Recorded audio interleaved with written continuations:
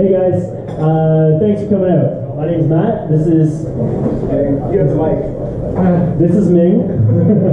And yeah, I'm not used to speaking with the mic, so bear with me. I actually kind of like it though. It means that everyone's listening to me. As if I have something important to say. Okay, see if I actually have something important to say. Okay, so this is being hosted by Volition Properties. This is our mastermind meetup. So thank you for coming out. Who has been out here before? Raise your hand. Yeah? That's it? Who's new? Oh, shit. Welcome. Thank you for giving up your evening here. Hopefully we have something good to show you, something you can take away and apply. So, who's Volition? So, we are Volition Properties. So the Volition team, our mandate is to help you, the investor. Our mandate is to help you be successful. So the Volition team, we've basically done almost everything in the context of residential real estate investing.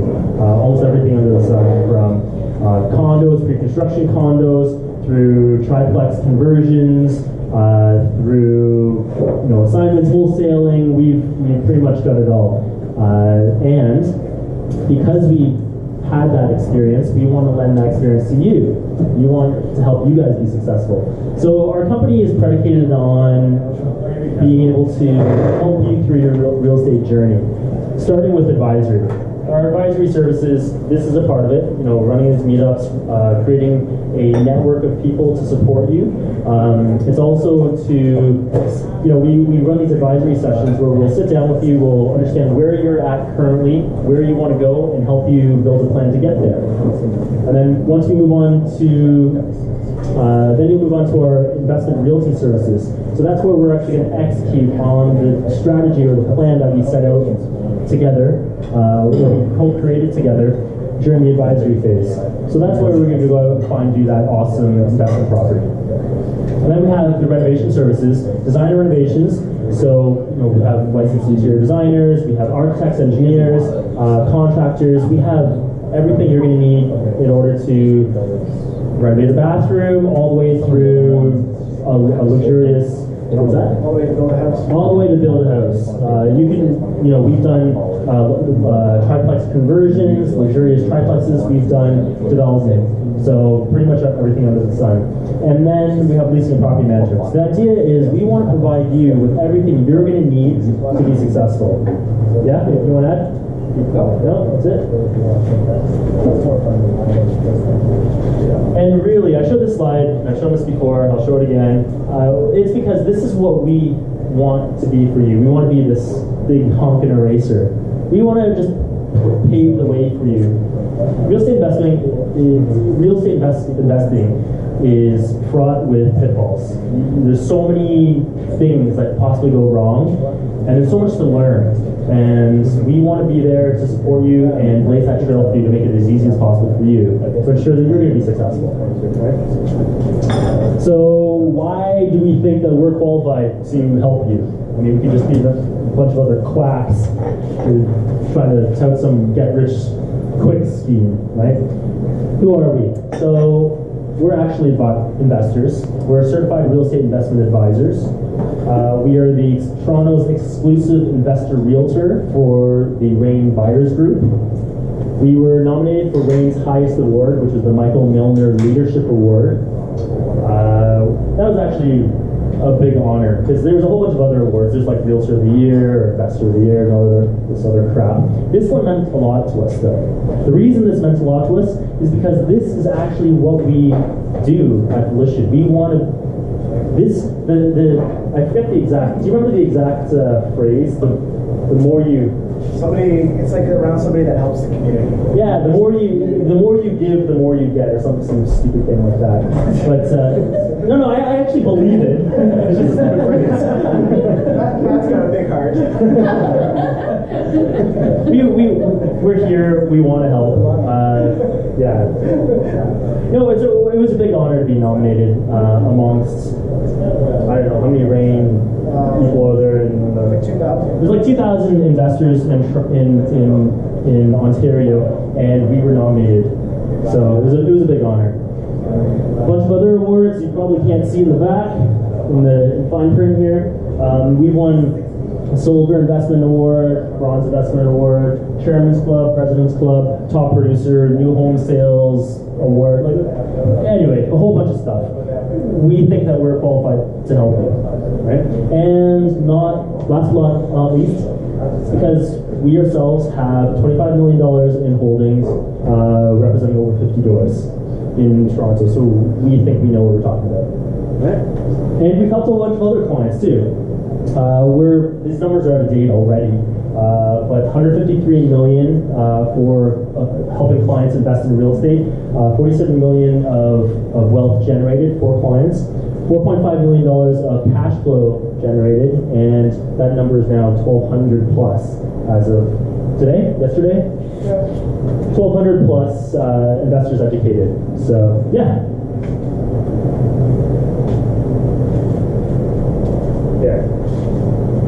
I'm going to move along quickly, but we do normal stuff too. We keep this slide up because, like about a year ago, somebody's like, hey, can you sell my house for me? It's just my personal residence. I'm like, yeah, of course we can do that. We do normal stuff. And we bring in investor lens, which is really important because at the end of the day, your private residence, even though it's the place you live, it's going to be one of your largest investments. And it's a very important investment tool in your journey. Maybe it's a home equity line of credit that you're getting set up. Maybe it's some other financing structure. But you want it to be part of your investment portfolio, not a side element to your investment portfolio. So we do what normal realtors do, but just a hell of a lot better. This is just for those of your clients in the room. If I forgot to add you to the mastermind chat, please ping me afterwards, and I'll add you onto that. What is it? It's like a mental health support group, guys. Because let's be real, investing is challenging. What Matt said before is not, it's not hyperbole. It's challenging, right? Just the other day, somebody was like, "Oh my God, guys, I found a rat. My tenants are complaining about a rat in the basement, or I've got some mold remediation. What do I do?" Right? And we've created this community of people that help each other out. And selfishly, that's really what I wanted out of this group is help. And that's what this chat group is. Every day we air out our grievances and people help each other. Yeah. So we hold this meetup monthly, but the feedback we were getting was it's not enough. I need more. So we created something in between our monthly meetup, which is also monthly, just offset by 2 weeks. And this is a coffee house web chat, a real estate investor coffee house web chat. And this is predicated upon there's no agenda at all. You have a question, bring it. I'll answer it. If I don't know, Jason's going to answer it. Florence would answer it, but she never joins. Hey, I'm too busy working, so I can pay my mortgage. You're too busy working to try to get a higher salary to see qualified for more mortgages. Yeah, I get it. But yeah, right now we run it every month, offset by 2 weeks. We have been running it 12 to 1 during your lunch hour, and I thought that would be good because people would sit at their desk and listen. Attendance has been okay, but I almost feel like I'm going to try a evening slot just to see if that works better for people. So, what would work better for you? A noon slot? No, okay. How about a 7 to 8 slot? Okay. So we'll try that. And you log in from the comfort of your own home. You don't even have to put on pants. Put on pants. Put on pants. And bring your questions, right? There's no agenda, and if we can help, we will. Right? Thank you. Thank you. So, if you've been with our group for a while, we've changed locations. This is the 3rd location now in 3 months. So the real estate office we were working on was getting too small. People were having to stand up. We moved to Peacock Pub, and they asked us not to come back. So apparently real estate investors investors are a rowdy bunch. Rowdy bunch, you know, afterwards throwing chairs around. No, the reality is real estate investors are a cheap-ass bunch. And we didn't spend enough money there, so they told us not to come back. So please get yourself a drink here. We'd love to come back to this space. So hold on, do you like the space? Yeah, it's better. I actually like it because it's open concept. It's not long, narrow hallway. And it's nice and bright. Is it convenient? Location? Next to something. Yeah, I mean, you got parking right out front. You know, you got like almost 9 spots. You got some spots over there. You can parallel park in front of these cars here. You can park on the street. You have to pay. Cheap ass bunch. And Walmart, Brunswick, Howland. There's tons of free parking, and we're near a subway station. So I think it's convenient. I also live around the corner. That's the reality. That's why I chose this. Yeah. So let's see if we can find Polkaroo in this room. These are good clients of ours who graciously volunteered to be ambassadors. So if you have questions about real estate investing or are looking for life advice, just ask them. And especially if you're new, sometimes it's intimidating. Oh God, I'm coming to this group of 50 so on people. Look for a friendly face. Those guys have pretty friendly faces. These guys have more experience than it looks like they do. No, but they, use them as at least a first touch point if you're feeling intimidated. They're really, really nice. Because those guys are really scary. Yeah, we're really scary. Real scary. They'll make fun of you. Okay, let's dive into this. So there's a lot of new people in the room, so I'll just tell you typically what we do. We go through kind of what's happening in the market right now, give you a sense. Those that have seen this previous meetups, it's not like the market changes drastically from month to month, so it is a bit of a repeat, but we do have a lot of new people here. So we talk about kind of what we see in the headlines typically. So you'll see the sales volume information, you're going to see listings, you're going to see average resale home prices, and this is what we're seeing with Trev right now. So all the headlines are saying, oh, Toronto market's stabilized, and this is the data sitting behind it. So we are starting to see sales level off, and also home prices slowly creep back up through the greater Toronto area. This is, though, the listings is something that I want to point out, in that inventory, if you look at the, I can't get the laser working, but if you look at the inventory here, 2019, is starting to drop again. Yeah, it's starting to drop again. So, The TV. Yeah. the TV absorbs it. It absorbs it? Okay, never mind. So this is something to be aware of. What we're seeing right now is about 2 months worth of inventory. Does anybody know what a balanced market is? So sorry? Yeah, so typically an absorption rate or a balanced market is about 4 months worth of inventory. So this tells us we're still in a seller's market right now. And if you're working actively with any of our agents trying to find a property, that's the reality. And I just want to set that expectation, because I think a lot of people are seeing headlines like, Toronto's, the market's not doing great here. But in investable areas, especially in the downtown core, that's not the reality. The reality is it's actually quite competitive down here. He's shaking his head because he just closed on a property a couple of days ago, and I'm sure there's a multiple bid situation for you guys. Yeah. How many bids? We're competing. We started on 5 bids and we got 3. Yeah. So for those that couldn't hear, it was 5 bids and then down to 3. So yeah, heavy multiple bid situation for a triplex, semi-detached. Yeah. Yeah, but the difference is these guys took everything they learned here and went and worked with one of our competitors.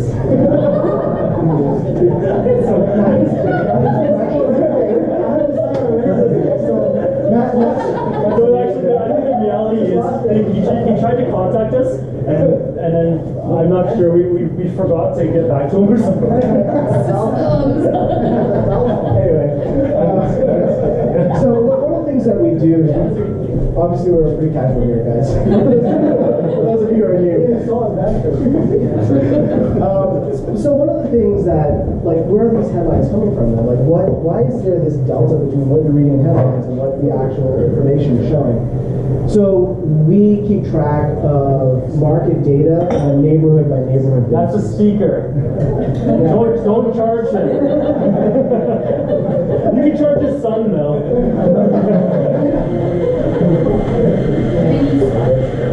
I don't know. So what we do is we look at, like, so where's this conflicting information coming from? And the only way really to understand this is to look at data more granularly. I'm a computer scientist, he's an engineer, so we're nerds, and data appeals to us.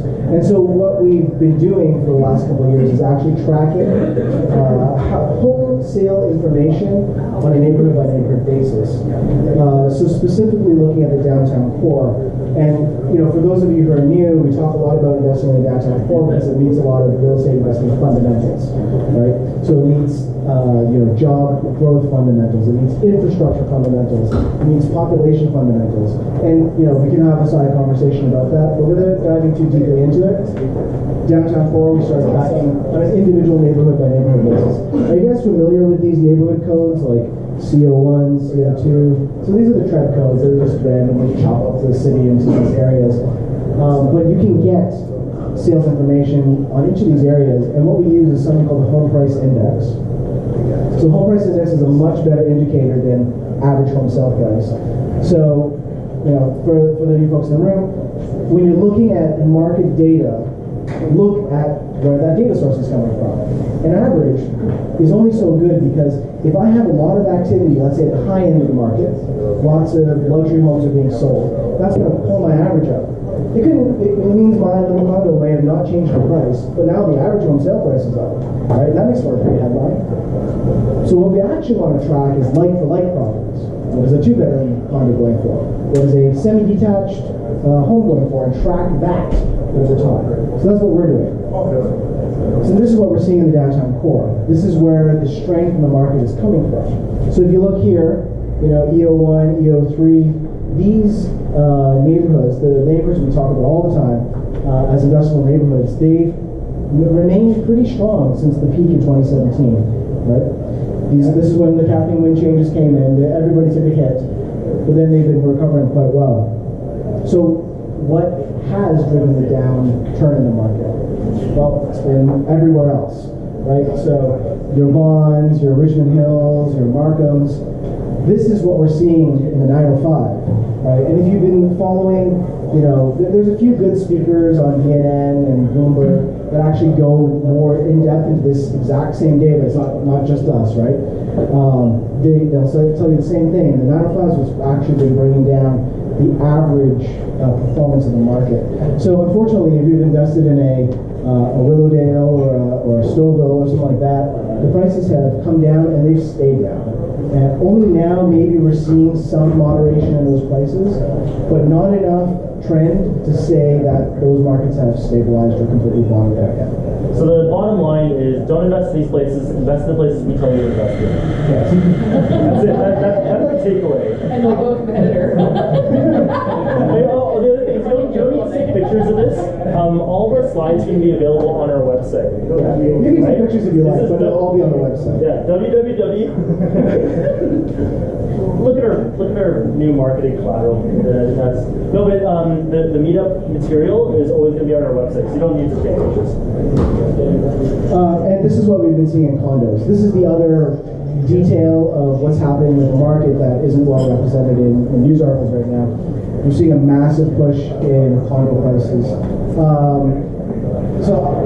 Like I said, there's new people in the room, so I'll go through this. This is primarily driven by two major factors, right? So one is demand, and that's at the bottom end. The entry level of the market has been creeping up and up and up, and those people have been kind of compressed at the bottom. So you're getting push on the price from the bottom of the market. You can only enter in so low, right? So if you're in entry level properties, you're competing against a growing number of people as that price increases, right? And at the top end, the price has been, the folks that are buying it, let's say they were buying $700,000 or $800,000 condominiums or houses before, when mortgage qualification rules changed, their qualification dropped. And now they're not buying a $700,000 property anymore, they're buying a $500,000 property. And now they're competing with first-time buyers. So everybody's competing at the bottom of the market. That's what condos represent, and that's why this has been going up and up and up. This will start to taper. And the reason is, as this rises, it is simply getting out of the affordability of first-time buyers. They're going to have to stay as renters, right? So we're going to start to see this taper off, and we're already starting to see the trend data start to taper off with the condominiums. The other reason is, as the price of condos approach the price of houses, Might as well buy a house. right? Okay, we also go through the news, like kind of interesting stuff that's happening in the news. We talk about it and what it means to us as investors. So, unless you were living under a rock the last week or so, I'm sure you heard about the new subway, and specifically Doug Ford's Ontario Line subway. So we've been following this very closely. I'm especially interested in it because I own a house on the actual proposed subway line, which they want to tear down to build a subway. It's very convenient for me. That is my house, that stop. So as investors, we see this. What do we do? Do we say, oh my God, they're going to be up at Cosburn, let's go buy a house there? Is that, what would our execution plan be? Any thoughts, any ideas? Figure out when you trust that 40 is actually going to do anything it says. 40. And then That's a great name considering how much you like beer discounts. It was the PG version. And then you make decisions whether or not you actually, if you believe it's going to happen, then you start making steps. Right, so to Jason's point, politicians love to promise, right? Like, we don't consider politician promise like high, in high regard, right? Because often things get promised and don't get executed on. So there is some point that we say, okay, they can't go back in their word. Generally, that point is when shovels hit the ground. Because once they're actually committed to building, and once that has actually happened, it's a lot harder to go back and make changes. It still does happen. You look at what happened with the Eglinton LRT. But it's not like the existing stations have disappeared. They've kind of expanded or they've moved stuff underground, stuff like that. So that's the point where I would say speculation disappears. When you start buying before that, it's speculation. And then there's nothing wrong with buying on speculation. Just understand that there's risk in speculation. Maybe you buy here at Cosgrove because, yep, Doug Ford said it's coming to Cosgrove. And then Doug Ford doesn't get reelected. And now it only goes to, maybe it ends now at Pate. Or maybe they skip Cosgrove and they go right to Northwest Park. Right? It's very hard to say until ground is actually broken what's going to happen. So just keep that in mind as you're evaluating properties. And you should be evaluating properties along the new infrastructure. Right? Because as investors, we know people buy on infrastructure. They don't call it that, but they buy an infrastructure. They say, I want to buy a property that's 20 minutes from my office. I don't want to live any further than 20 minutes. What they're saying is I'm going to buy an infrastructure that gets me there in 20 minutes, right? So another really interesting news article that happened. CMHC wants to be your joint venture partner. Did anybody hear about this? So it's not simply that the CMHC is going to kick up a loan to you. They want equity ownership of your property. It's really interesting that the government actually wants to partner with you homeowners on the purchase of this property. There's a lot of stuff that we don't know, though, that we can't say whether or not this is going to be useful or not to us as investors. The first big one, though, that stands out to me is the amount that they're willing to lend. So you have to have a household income less than $120,000, and they're only going to lend up to 4 times that income, which basically the math is $480,000 of lend. So in Toronto, that's not very much, right? So for those of us who are GTA investors, this doesn't become particularly attractive. And also, if you go to standard lending, you're going to get more than 4 times your salary. You'll probably get to like 4.7, 4.8, maybe even up to 5 times your salary in loan. So this may not be particularly useful to us as investors right away, right? The second thing is We don't understand what the exit's going to be. In a JV partnership, when the equity value of that property goes up, your JV partner makes money too.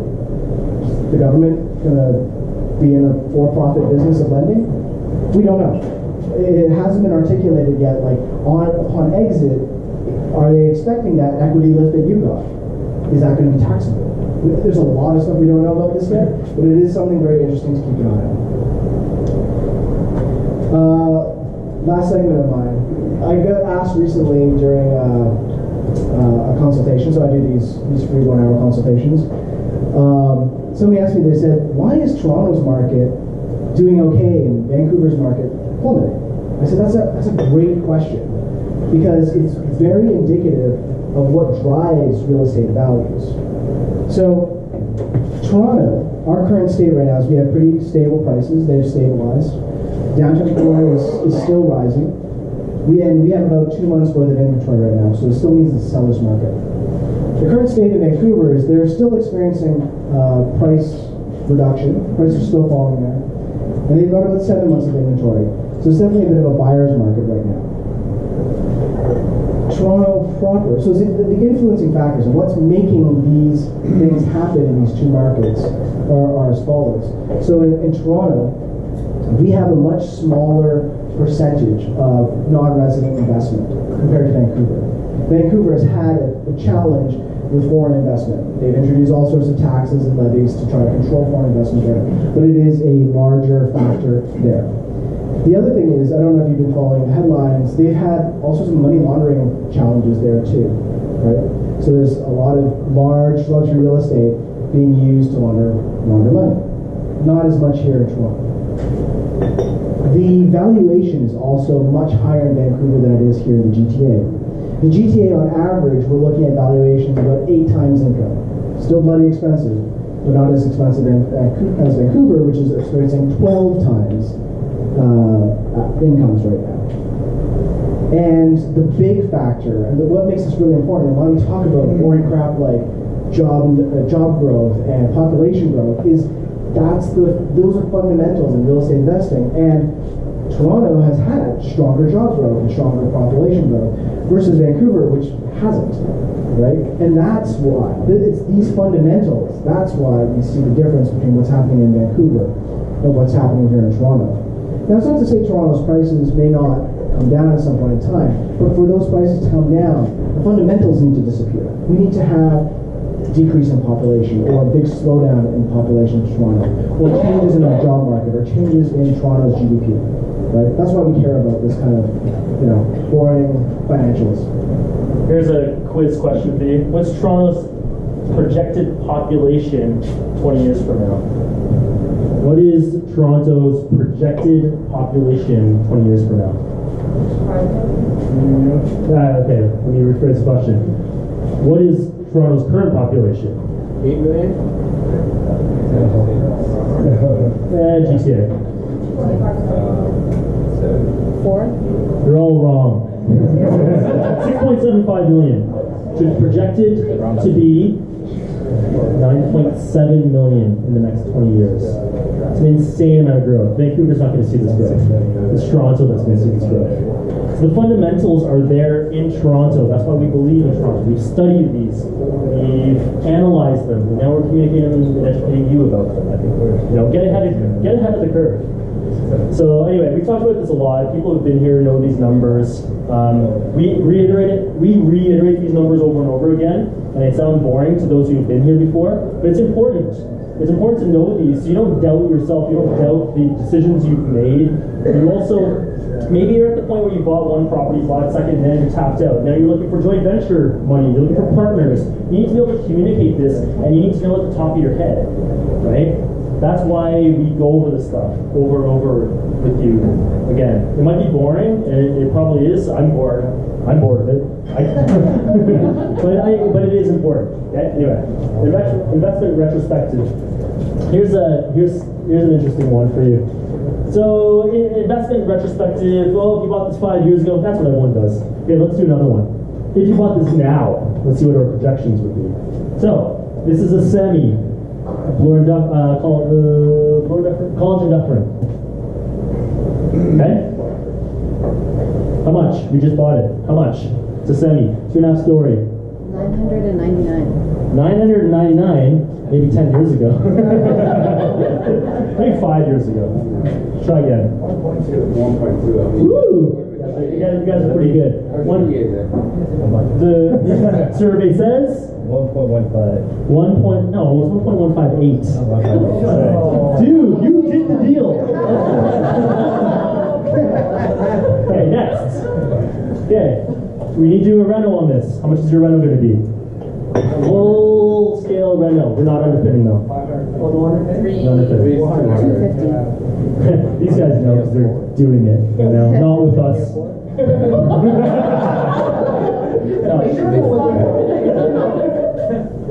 How much? 300. You wish.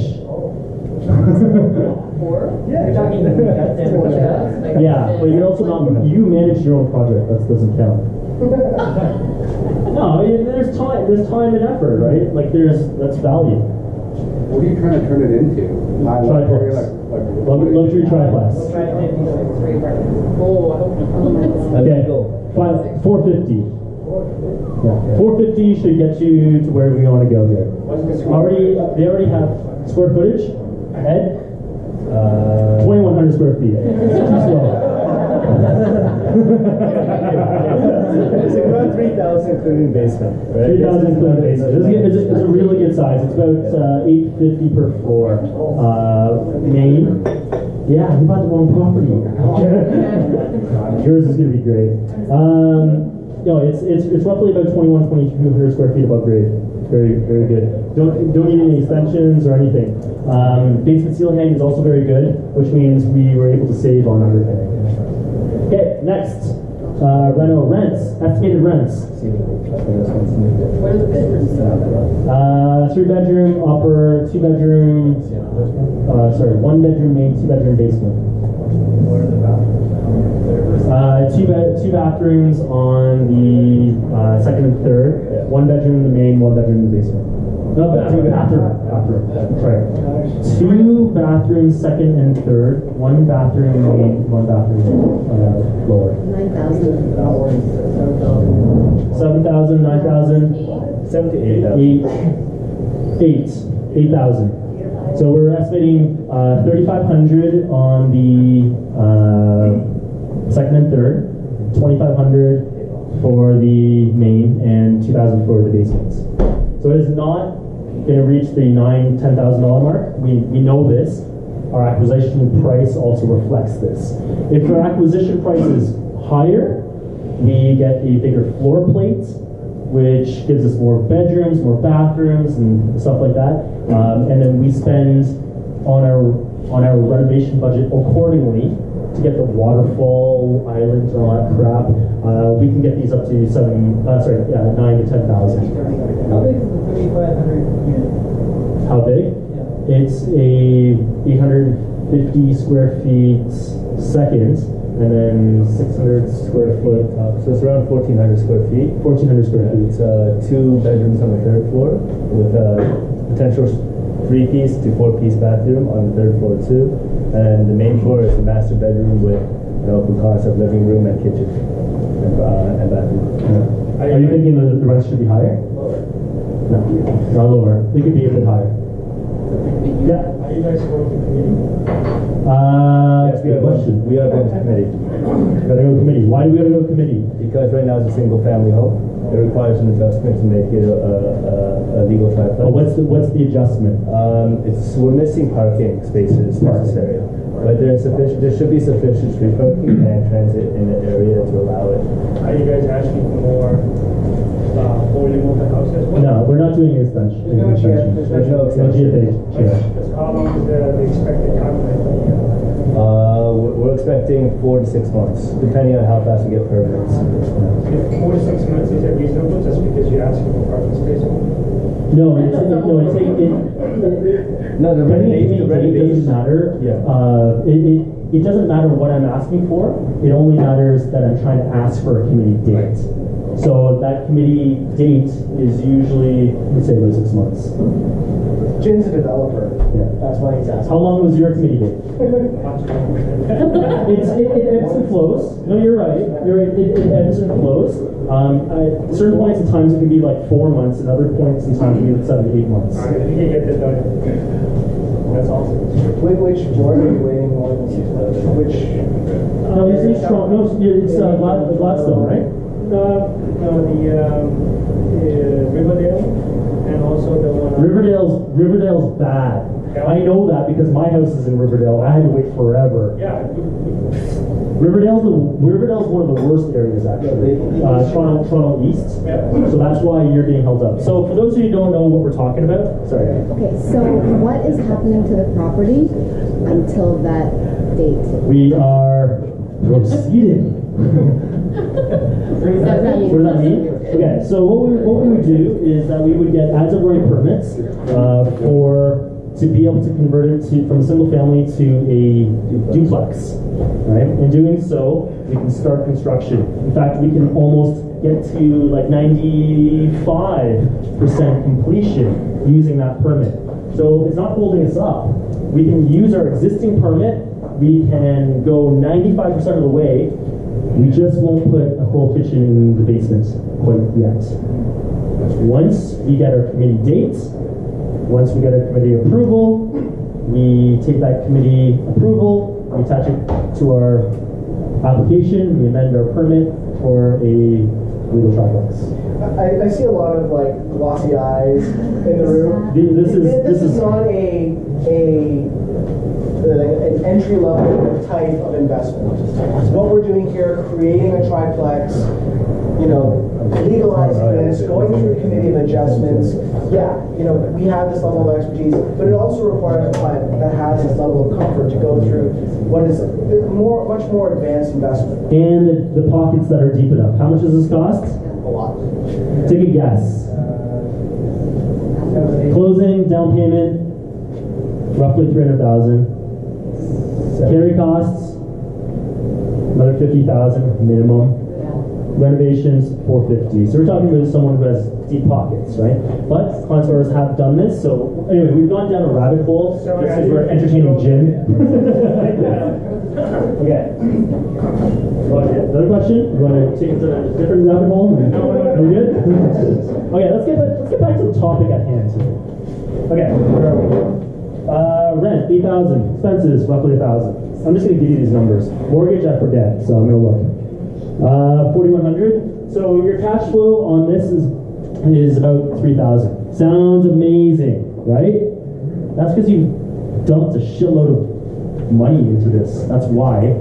So the question is, what do you do to make this more effective, make this more efficient, to capital highest and best use, all that kind of crap? What do? You refi. Okay? So I'm not going to get into the nuts and bolts of refi and all that stuff. You'll just have to learn from a previous meetup. Go on our website. Go watch the previous meetup. Okay. What minor? What that is? Refi means you take out a new mortgage at the higher property value and you pay your other mortgage, and then you're left with that equity in hand. So let's figure out what that would look like. What do you think the appraised value of this would be? I don't know, but you should tell them.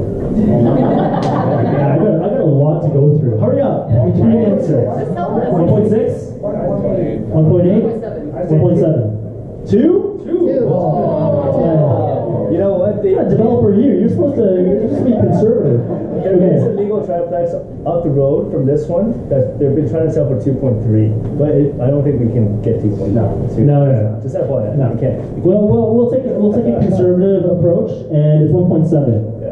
So 1.7, rent of 8,000, expenses of 1,000. Only thing that changes is your mortgage goes up by about $1,900. Your cash flow goes down substantially. Who cares? I'm walking away with $433,000 of equity takeout. Now I have cash that I can do something else with, right? I'm going to move on. This wasn't supposed to take this long. Oh yeah, so this could be a free freaking rental, practically, right? OMG. Okay, go to our website. We have an investment calculator that we painstakingly built for you. Go there, make use of it. Okay. Okay, here, I'm gonna go, this is another new segment, we're already running out of time. But, mini case study. Who here knows what an agreement for sale is? Shut up. You know what an agreement for sale is? Yeah? Normal sale agreement for buying property, is this different? It's a little bit different. That's a purchase agreement, right? So, agreement for sale. So, anyway, I forgot to announce. We're calling this segment, Why Work with an Investor-Focused Realtor? Not your dumbass realtor who helps you buy a condo for you to live in, right? Why? This might be why. Okay, what's an agreement for sale? An agreement for sale, Carlo. Is it when the seller acts as a bank? Partly. An agreement for sale stipulates the conditions that the seller will sell you the property. Okay, actually, better stated, I'm going to get into an example. Where you can see this executed, we're working on one right now for a client. So, our client, a seller, imagine that a buyer comes in and wants to buy this property from a seller. The seller, let's say the property needs renovations, right? The buyer is going to be a contractor. He wants to come in, thinks to make a quick buck, he wants to sell it afterward. Imagine that buyer did not have to take title of that property. How much is land transfer tax on a 1 point something $1 million property? Too much. It's like, what is it, roughly? It's like 40, 45,000 on a, like a $1.2 million property, right? Like 45 grand. That could be money in your pocket if you knew what you were doing. And one possibility would be, hey, I'm the buyer. Hey, Mr. Seller, I have a proposition for you. What if I approached you? What if we worked together on this? Maybe I can give you a slightly higher price than you would get on the market, right? Slightly higher, maybe 10 grand, 20 grand, something, whatever you want to work, you negotiate. You approach that seller, you go, okay, well, the only catch is you stay on title, you stay on mortgage. So what happens is the buyer takes control of the property, does not take ownership, takes control of the property.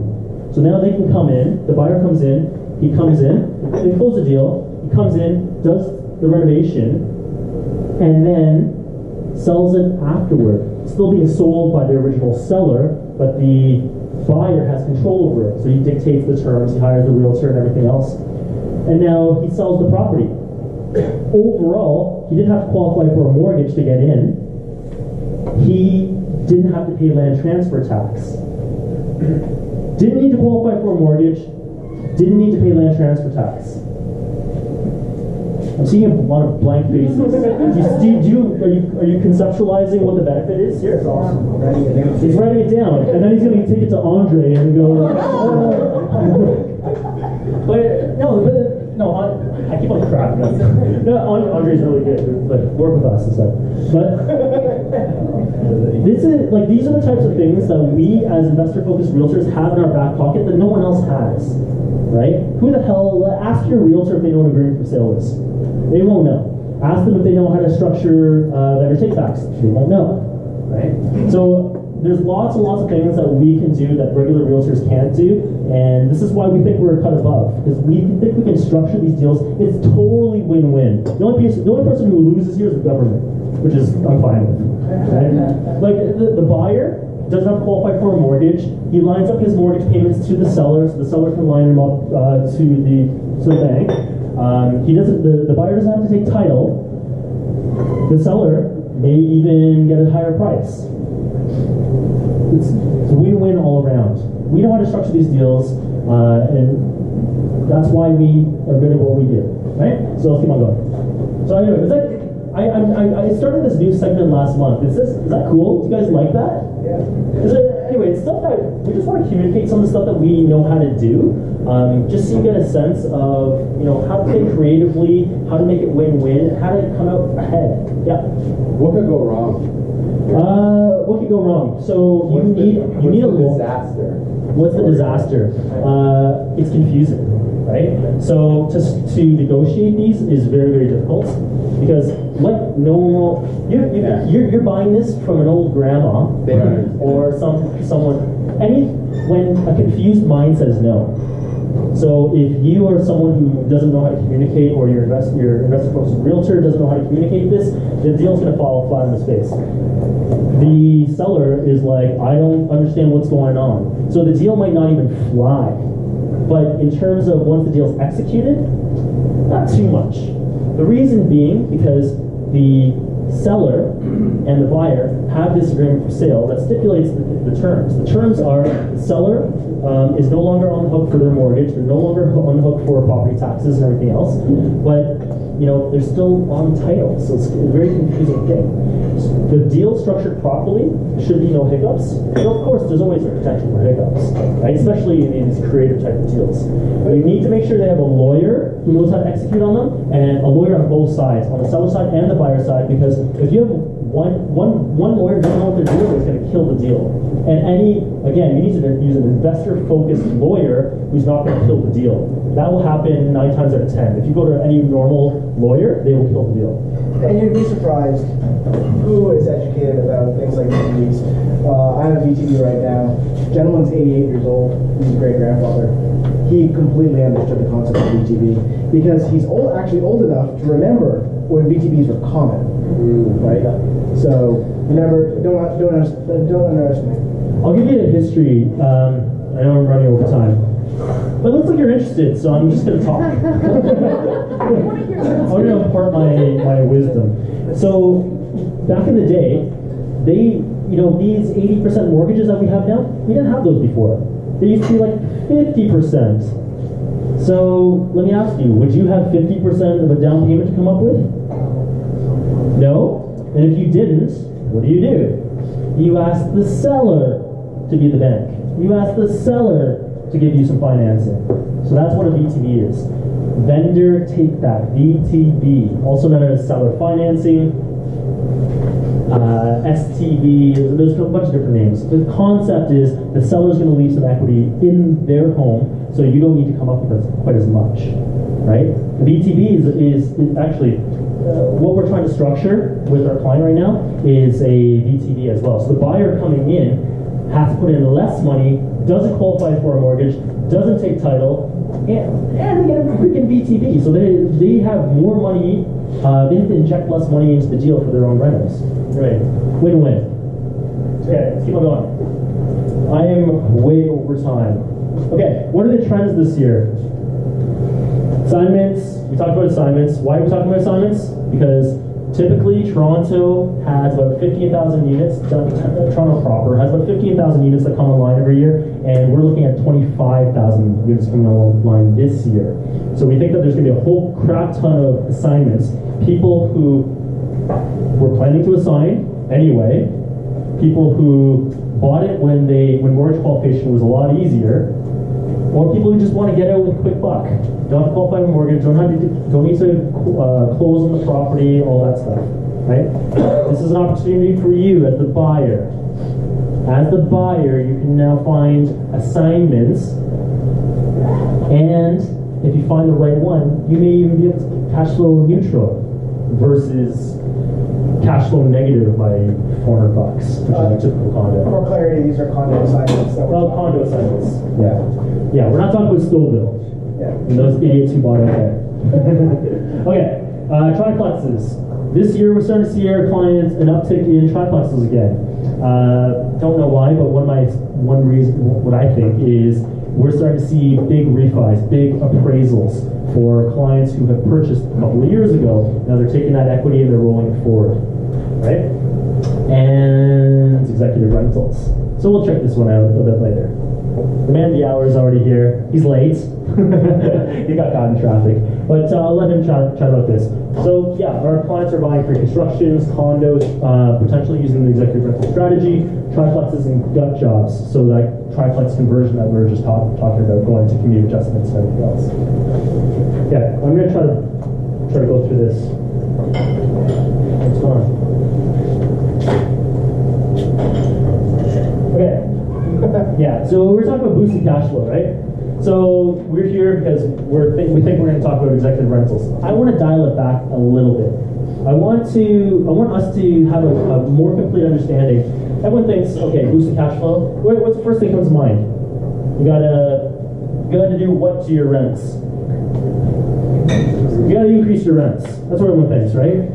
That's what a consumer level investor would think. We are sophisticated investors. We think beyond, right? Everyone thinks, oh, I need higher rents. Yeah, that's part of the equation. But there's other parts of the equation as well. And I want us to understand what those things are. Other people think your mortgage, what's happening to your property value still? Should be increasing, and what should be happening to your rents? Should also increase. Your cash flow is going to improve, right? So just by holding, we've already kind of talked about that, but I'll give you a quick example. If you start off with one property now, and then in 4 years, you double that, so you went up to 2 properties. In 4 years, now you're 8. You buy 2 more. You're up to in year 8. You're up to four properties. Say by year 12, you double again. Let's just say hypothetically, you're up to 8 properties by year 12. If you held now for I think it's either 6 or 8 years. I've forgotten. Either 6 or 8 years. You will reach a point at which your property value's gone up enough, your mortgage has been paid down enough, so that you are at what percent LTV? What's the magic number? I know you know, stop saying it. Okay, say it, no one else is answering. 50% LTV, why? Why is 50 important? Go ahead. You sell off half your portfolio, you pay off the other half. So now instead of 8 properties, I have 4 properties, but 4 properties fully paid off. That's kind of the crux of our multiplier effect. And I'm not really talking about it here, talking about it at other meetups, but I want you to, I'm going into all this because the premise of this is boosting cash flow. And you all thought you were coming here to talk about executive rentals. And it's not bad, that is part of it, but do you understand now how sophisticated investors think? We think beyond, I have to get more cash flow now, right? Oh, I need to figure out ways to improve my cash flow now. Yeah, that's important, but don't let that be the defining factor. Don't let that be what's clouding your judgment, because understand how real estate works as an investment class and how it will help you build wealth over time. So what you said basically is eventually you want to cut your portfolio in half. I use 50%. It doesn't have to be 50%, right? If I reduced my LTV for my portfolio down to 30%, I'm still gonna have great cash flow, right? But initially you start off as static.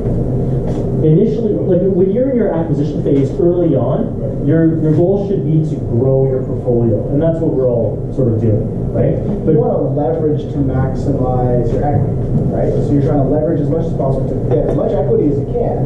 Once you've generated that equity, now you want to flip it over to cash flow. If you're too cash flow focused in the beginning, you never get a chance to really grow equity, right? So when you're first starting our portfolio, you should be equity focused. Yeah, exactly. So, okay, I'm gonna go through this quickly. So sell property. Yeah. So I just said, take 2 properties, sell 1, and now mortgage is 0. You can't see it, but rent 5750, mortgage 0. Right? I mean, you can probably do some quick math to figure out what kind of cash flow you're looking at. So, okay, last one. Reno and refi. No, sorry. Refi and reno. Imagine you already had a property, and then you were like, oh my god, how do I increase the value of this property? I increase the rents. What if it already had equity in it? You use that equity to improve that same property, right? A lot of people do this through even a HELOC. This is nothing new, but understand how these things can help you. So most people are going to take out a HELOC to redo their own kitchens. They have a nicer kitchen to live in. But that same concept can be for investment as well. Okay. Okay, so anyway, higher property value, higher rents. That's kind of it. Other strategies. Okay, so you can trade up. If you've got crappier assets, if you have been unfortunate to bought in, I don't know, smaller town, crappy tenants, or whatever, right? Or you Willowdale or whatever. Trade up to Willowdale. Trade up to That's better a thing on me, assets. guys. That's a thing. Yeah. That's where my personal residence is. Well, I mean, it's not bad if you build $1 million for equity in the property already. It's still not that bad. It's just don't keep it. It doesn't make sense. Okay, so trade up or divest poor performing assets, right? Vendor take back. So we talked about that. Vendor take back. RSP second mortgages. I'm not going to get into this, but it's an alternative financing method. Right? Fix and flip. So to increase your investable capital base. This is a favorite of ours, buy, rent, and rent, refi, and rinse and repeat. Don't cater to lifers. Don't cater to lifers. What is Ontario's scheduled rent increase? 1.8%. I think Toronto's, what was Toronto's rent increase? More than that. Joint ventures. You joint ventures. This is your typical bread and butter way to increase your portfolio, okay? And then there's other ways. Like, imagine, like, you want a house hack, more bedrooms, you can frame up another bedroom in an existing place you have, or if you have space. You're only limited by your imagination, right? So I don't want you thinking, okay, I only have to, just increase rents. I mean, yeah, some of these things lead to increased rents. They also, these are part of like a more holistic understanding of how real estate works, right? And anyway, these are really old slides. I just grabbed them. I was too busy to actually update them. Other revenue sources. What are some other things people do? Laundry. It's a good one. Parking. Storage. Or if you got a bigger multifamily, a sign, right? There's all these things you could do. So think creatively. Okay, we were talking about exploring new strategies. This one, I could literally talk an entire meetup about sales and marketing. I'll talk about it quickly here. It's simple. Write good ads. Write good ads. This kills me. Like, no pictures. And like, this is supposed. Sorry, these things are awesome. But this is supposed to be a professional real estate company, and no pictures, or View It. Why the hell are you using View It? Don't use View It. It sucks. This is okay. You want to know what a good-looking ad looks like? Properly formatted, nice pictures. You offer them things like links, and you paint a picture for them. Just write good ads. It's not very hard. Even for someone who's ESL like Ming, it's not that bad. Okay, anyway, nice pictures to highlight the place, right? Again, think creatively. You want to set yourself apart from everyone else. Yeah, market rent for a 2-bedroom in wherever might be $2,200. There's no reason you still can't get $2,300 though, right? There's no one's saying you can only get $2,200. And if you work that extra 10%, you may be able to garner that extra. Work harder than the next guy. Be smarter than the next guy. You might reap more reward than the next guy. So as an example, you can create a map. And you go, okay, you know what? I know who my tenant profile is. It's going to be someone who's going to work in the hospital district. I want to be able to show, okay, the walk from my property, the subway, and how long it takes to get there. And I provided a list of all the hospitals that they work at, eventually work at. Or you could do even in your neighborhood. Where's the Starbucks? Where's the grocery store? Where's the LCBO? Where's the coffee shop? Right? And now you make it dead simple for this millennial to come in, and he's going to come in and go, oh, they did all my work for me. Great. Right? That's what you're looking for. And you may be able to squeeze out another $50 or $100 in rent. There's no reason you can't. And I know what my market rent should be, and I also know what I get. That's because I'm good at writing good ads and making it damn easy for them to say yes. Okay, yeah, so this is what I did in one of my places. Like, I showed them where all the coffee shops are, and the parks, and okay. Anyway, costs. Yeah, it decreased costs. Everyone knows that. Install this water drip sensor or whatever. Everyone knows those things. And financing. We talked about reamortized mortgages, control your interest rates, right? Okay, now you weren't here to listen to me speak. Were you? No, there's. At the end of the day, of course, there's only going to be so much you can do to raise those rents. Like, yeah, you might be able to squeeze it a little more, be smarter than the next guy, work a little harder than the next guy. But again, if we're thinking strategically, we want to figure out solutions. One of the problems that we have right now is prices are too high in Toronto. Would you agree? Oh my God, it's so expensive. Right? Everyone bitches and moans and complains.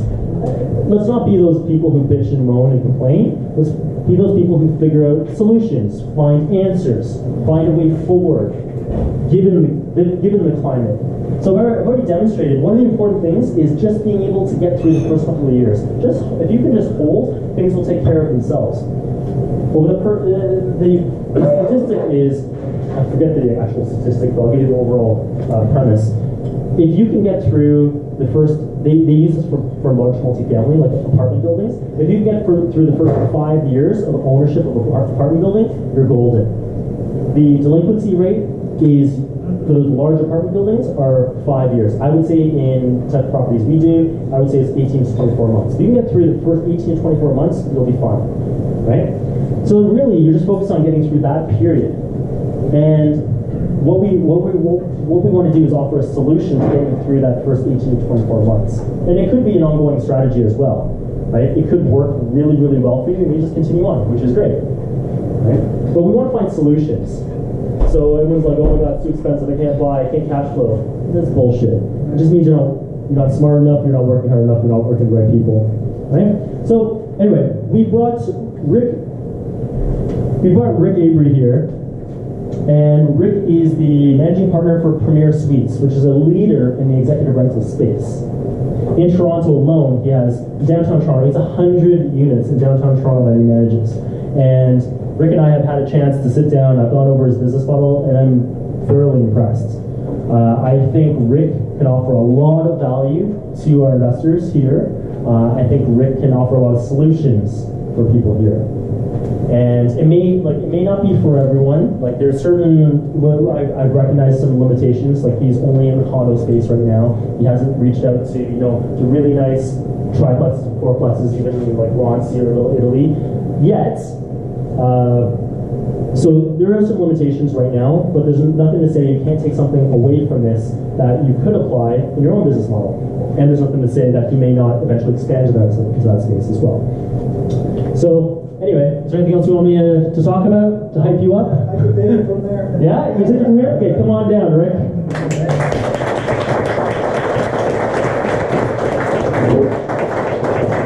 Sorry, I already took 20 minutes of your time. We'll have to be quick, right? Nah, take as much time as I need. It's not working. Oh, someone turned it off. Yeah, that's why. Okay, forward back.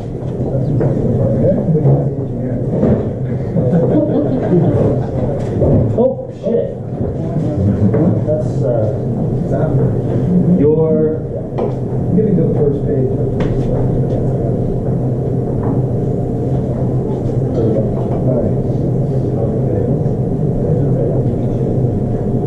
Okay, so good evening, everybody.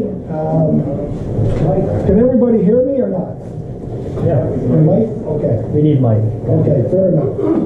So, how many of you in here have ever heard of Premier Suites before? Okay, good. A few of you have. I guess I'll give you a bit of an overview. We're in a different kind of unique type of market. We're not a hotel. We're not a suite hotel, but we're in the accommodation business. What makes it very different is that all our places are in apartments, townhouses, and what we do is we usually rent them out to the corporate, mostly to the corporate world, for extended stays. So it's normally going to be 30 nights or longer. That's the minimum we can do. The average stay is about 90 plus nights. And we provide what a hotel is, a turnkey solution. You walk in and everything is there for you. So that's just a look at one of our suites.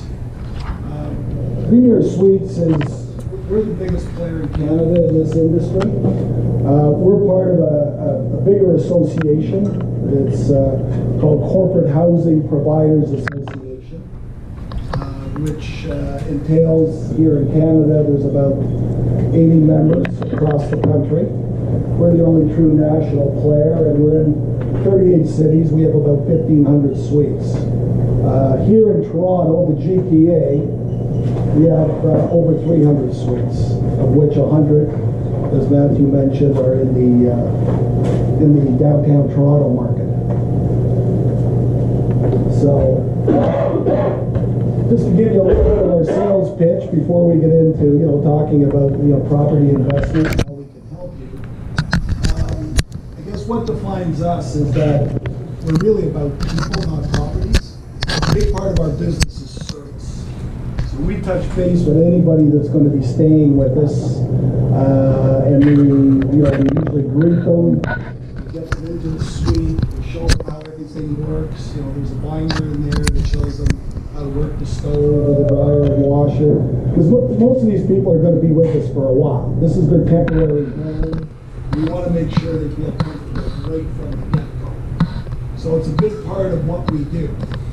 So we're in executive style buildings. So we classify the condominiums and townhouses we do as equivalent to what a four-star hotel would be. So it's the same level of comfort, the same type of services we're going to offer. And of course, we do have guarantee that if somebody's not happy, we'll find them another suite, or we'll just refund the people. So that's a big part of our business, and making sure people understand we're just not there to collect money and take off, because a big part of our business is service. I guess giving you a bit of a glance at a Premier Suite, as I said, we do everything from a bachelor to a four-bedroom townhouse. All the places we have are fully, equipped in the kitchen. So we include, the pots, pans, utensils, dishes, everything is there that they need. There's always a living room, dining room. We always have a desk in our places because, the corporate person may work from home on a daily basis. And then we do provide modern furniture. We buy all our furniture. And on the service end, we will offer unlimited internet. We have the VIP Rogers cable in all our suites here in Toronto. And of course, we have linens and towels, housekeeping, and at the same time, we have in-suite laundry facilities. And of course, the people there can use the facilities in the building, meaning if there's a pool or a gym, they're like any other resident. They can just, they're fully welcome in the building. Just give you an idea of where we're located. As you can see, we're pretty much right across the country in all the major centers. So, just to give you an idea of some of the numbers. So we have quite a variety of different places. Some of our clients you probably recognize. So we have a wide cross-section of clients that stay with us, and it's usually because they're staying longer term. So it gives you a wide variety, and not only is the corporate market a big player, we also deal with a lot of relocation firms. Families or people are relocated; they need a place to stay while they're looking for another, looking for a permanent resident.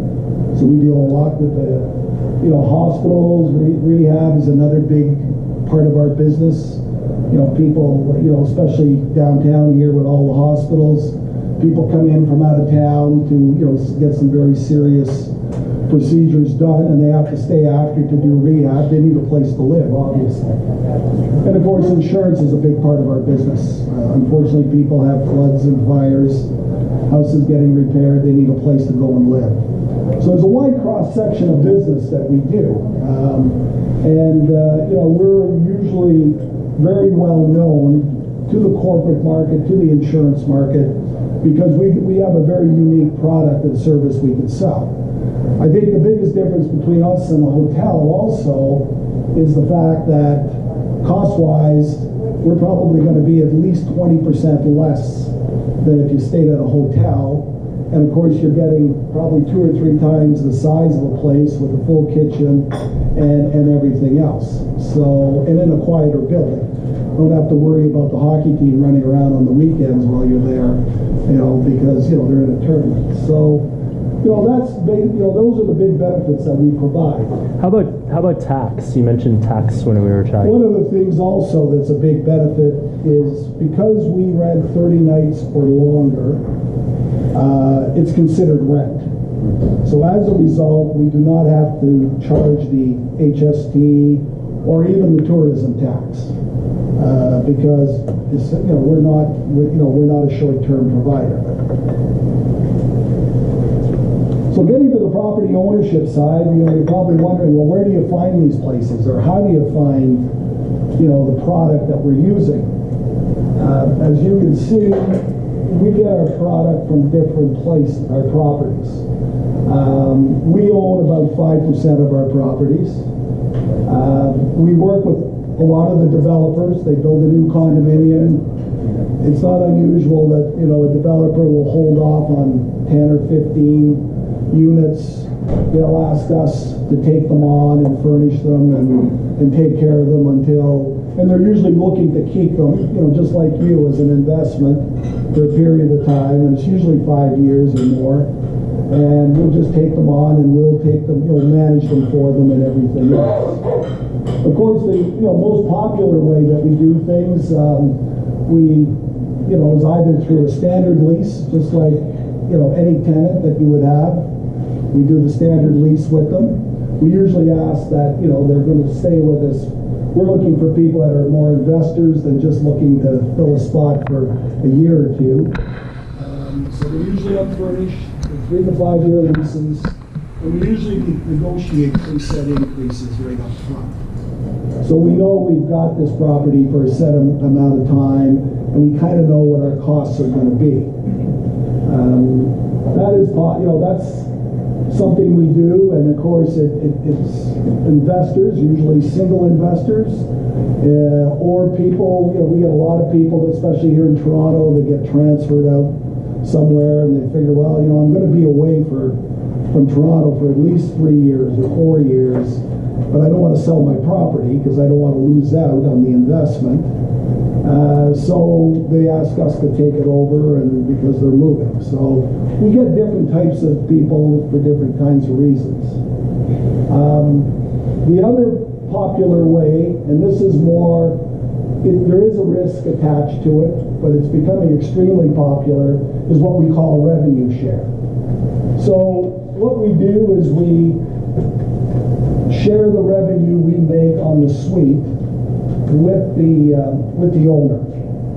And this is more along the lines what I think we can offer, because we're always looking for more properties. And as a result, when you look in here, what we do is we split the revenue, and it's a 70-30 split usually. The owner has to take care of the property expenses. They also have to buy the furniture, take care of the utilities, and of course the insurance, because it is your property, and you're the only ones that can insure it. Our 30%, of course, includes the Rogers package, which is the wireless internet, the cable, the phone, linens and towels. It includes the housekeeping, and we also do the maintenance. So essentially, we take care of your place.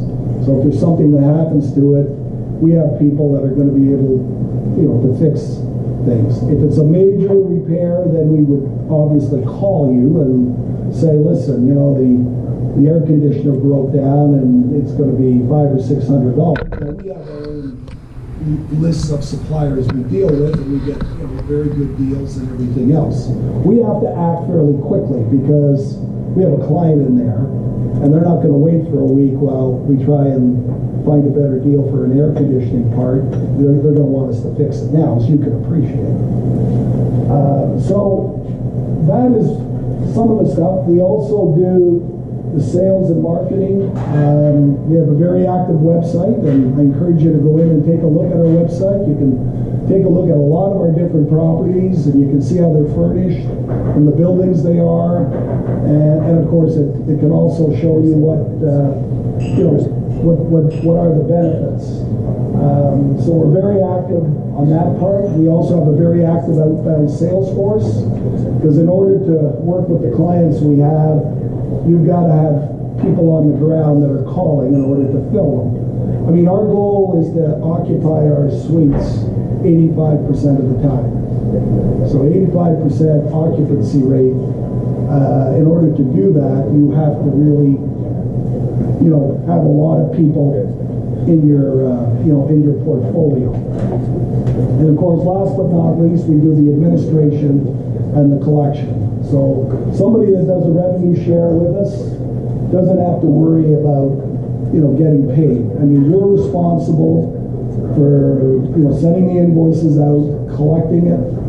If it takes 60 or 90 days, we're the ones that are going to, take care of it. What we normally do is at the end of each month, we would tally how much revenue we had. We would, for that unit, how much we made.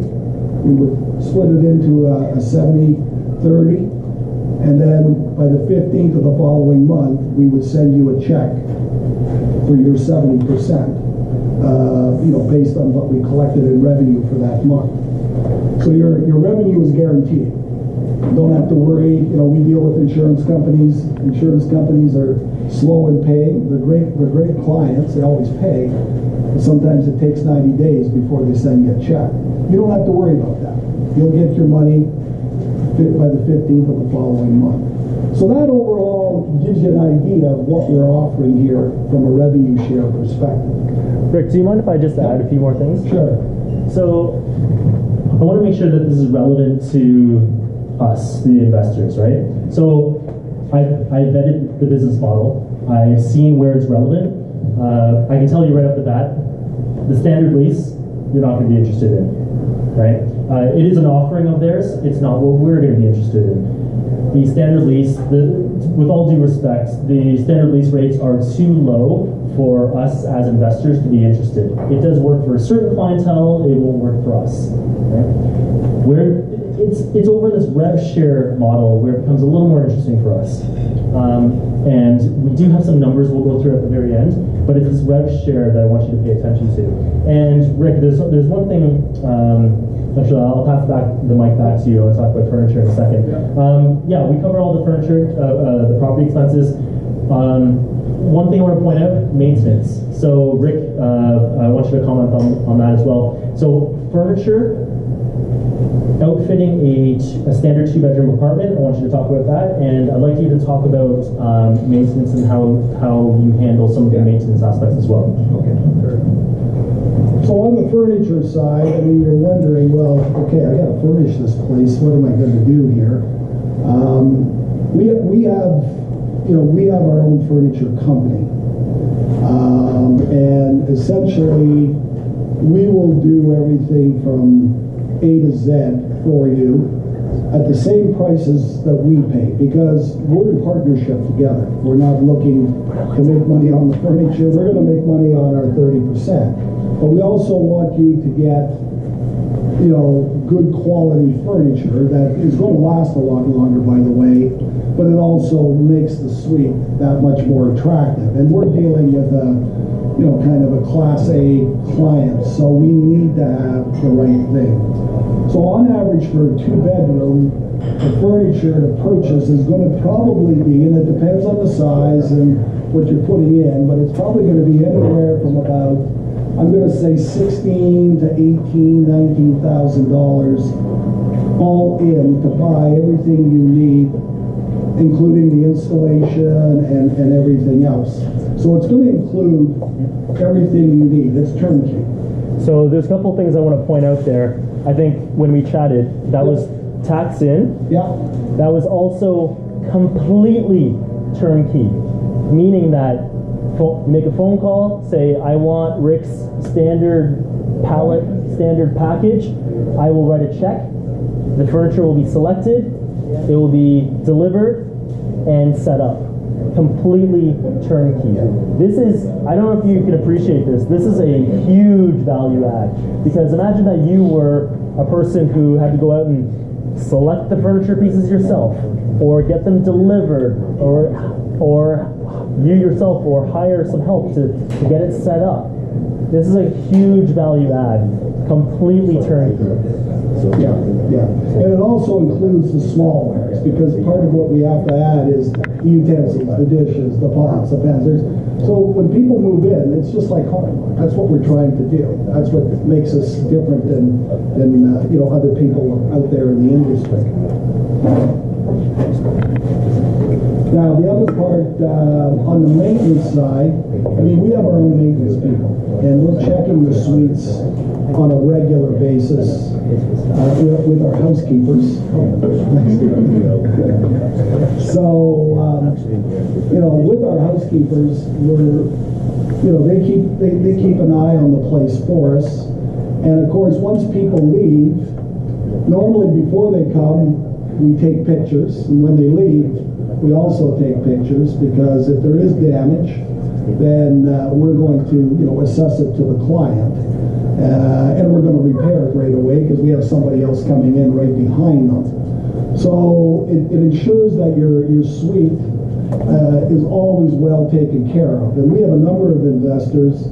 They start with one and they go, well, we'll try you out. I'm a little nervous because I got, we're going to have people coming through my apartment, 3-4 times a year.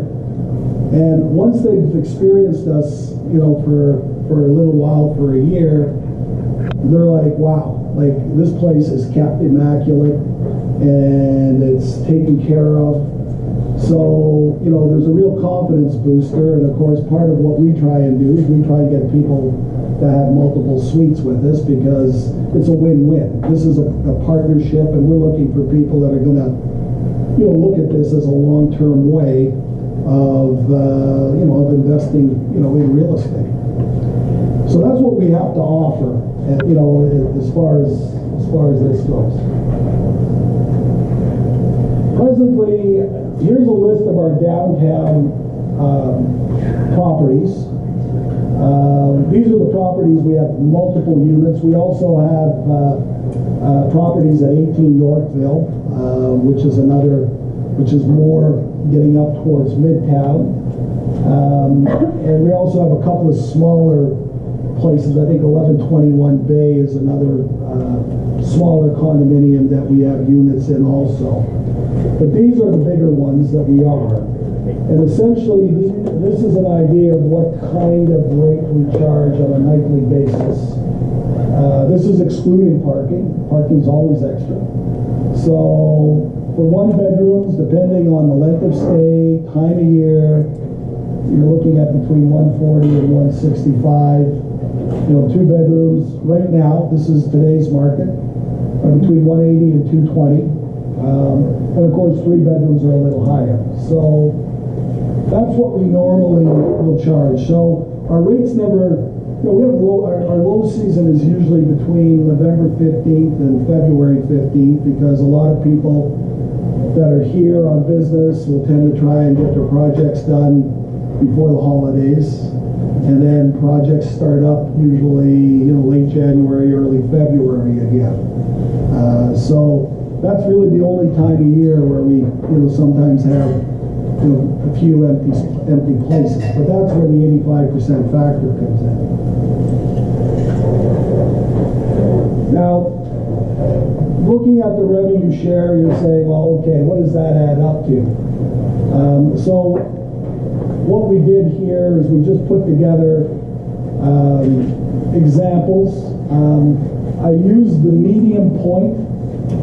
You know, I said for one bedrooms we're between 140 and 165. So I'm just saying, okay, you know, on average, let's say 150. Two bedrooms between 180 and 220, 200 for example, and so on. So if you take the 200 and you multiply it by 85%, which is the occupancy rate, you know, it will be vacant 15% of the time, which means, yes, we're not making any revenue during that period. And then 30 nights, which is kind of an average month. I know we have some 31 nights in there too, and we'll get paid for the 31 nights also. And then the 72%, I had lunch with Matthew yesterday, so he worked another 2% in. So the more beer that we feed him, the higher the number. So that's essentially, and then parking is always extra, and we're getting $15 a night for parking in most of the buildings. We do give a little bit more for parking because we don't have the same expense for parking. Obviously, in a unit, we have, you know, housekeeping, maintenance, linens, towels, the Rogers package. I mean, that's all extra. You know, it costs extra. So what we try to do is give you a little better percentage on the parking. So that overall gives you an idea of what you can make on the units. I guess to finish, the benefits, and I guess I'll repeat myself, but the benefits to leasing, you know, the Premier Suites. I mean, we've been in business now for almost 20 years.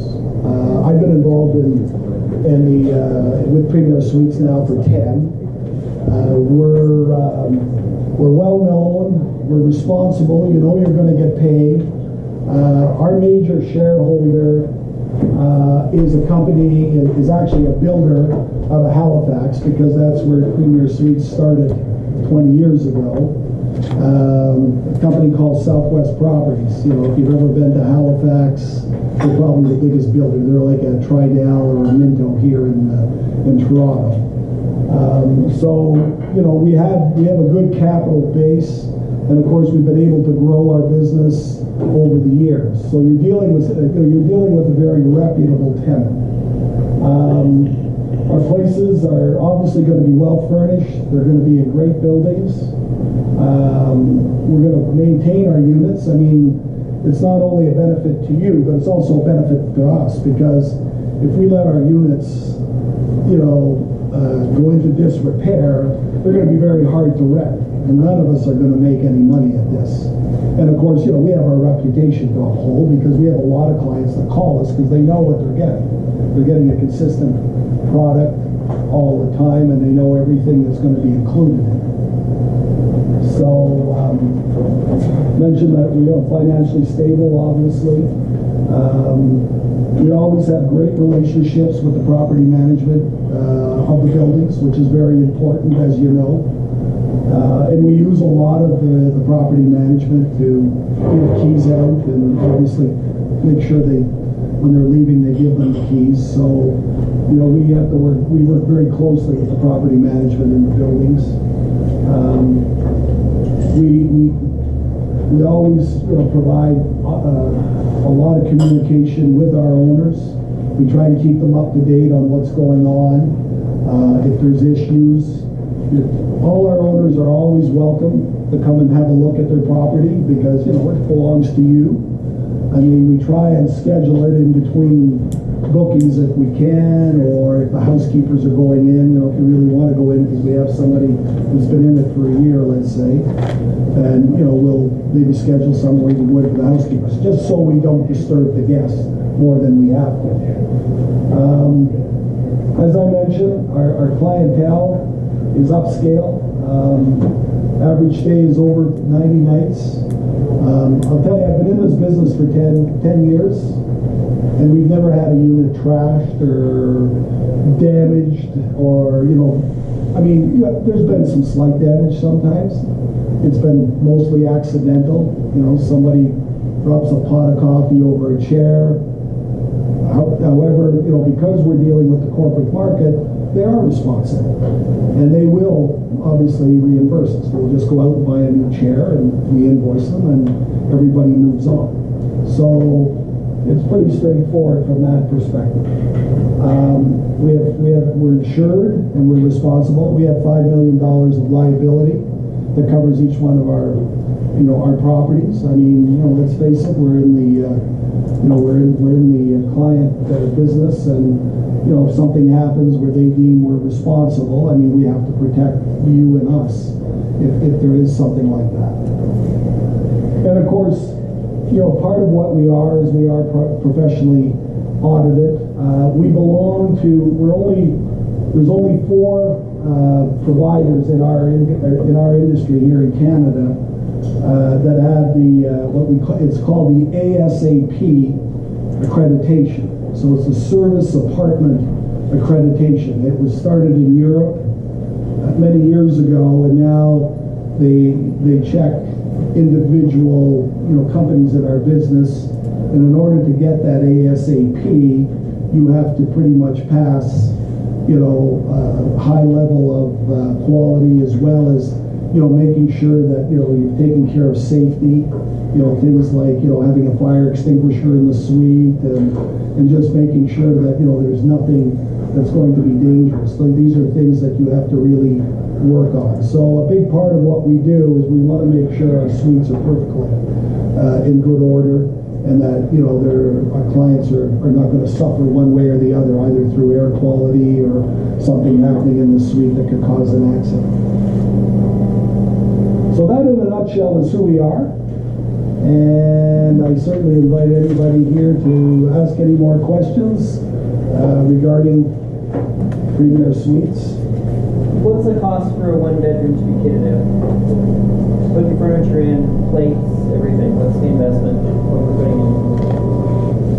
Well, I guess it depends. Like the furniture on a 1-bedroom, you're probably looking at about $12,000 in furniture. I don't, it depends on the property. Obviously, I think Matthew would have to kind of put together how much it's going to cost from a property, your mortgage, your condo fees, your property taxes, and then you've got your utilities.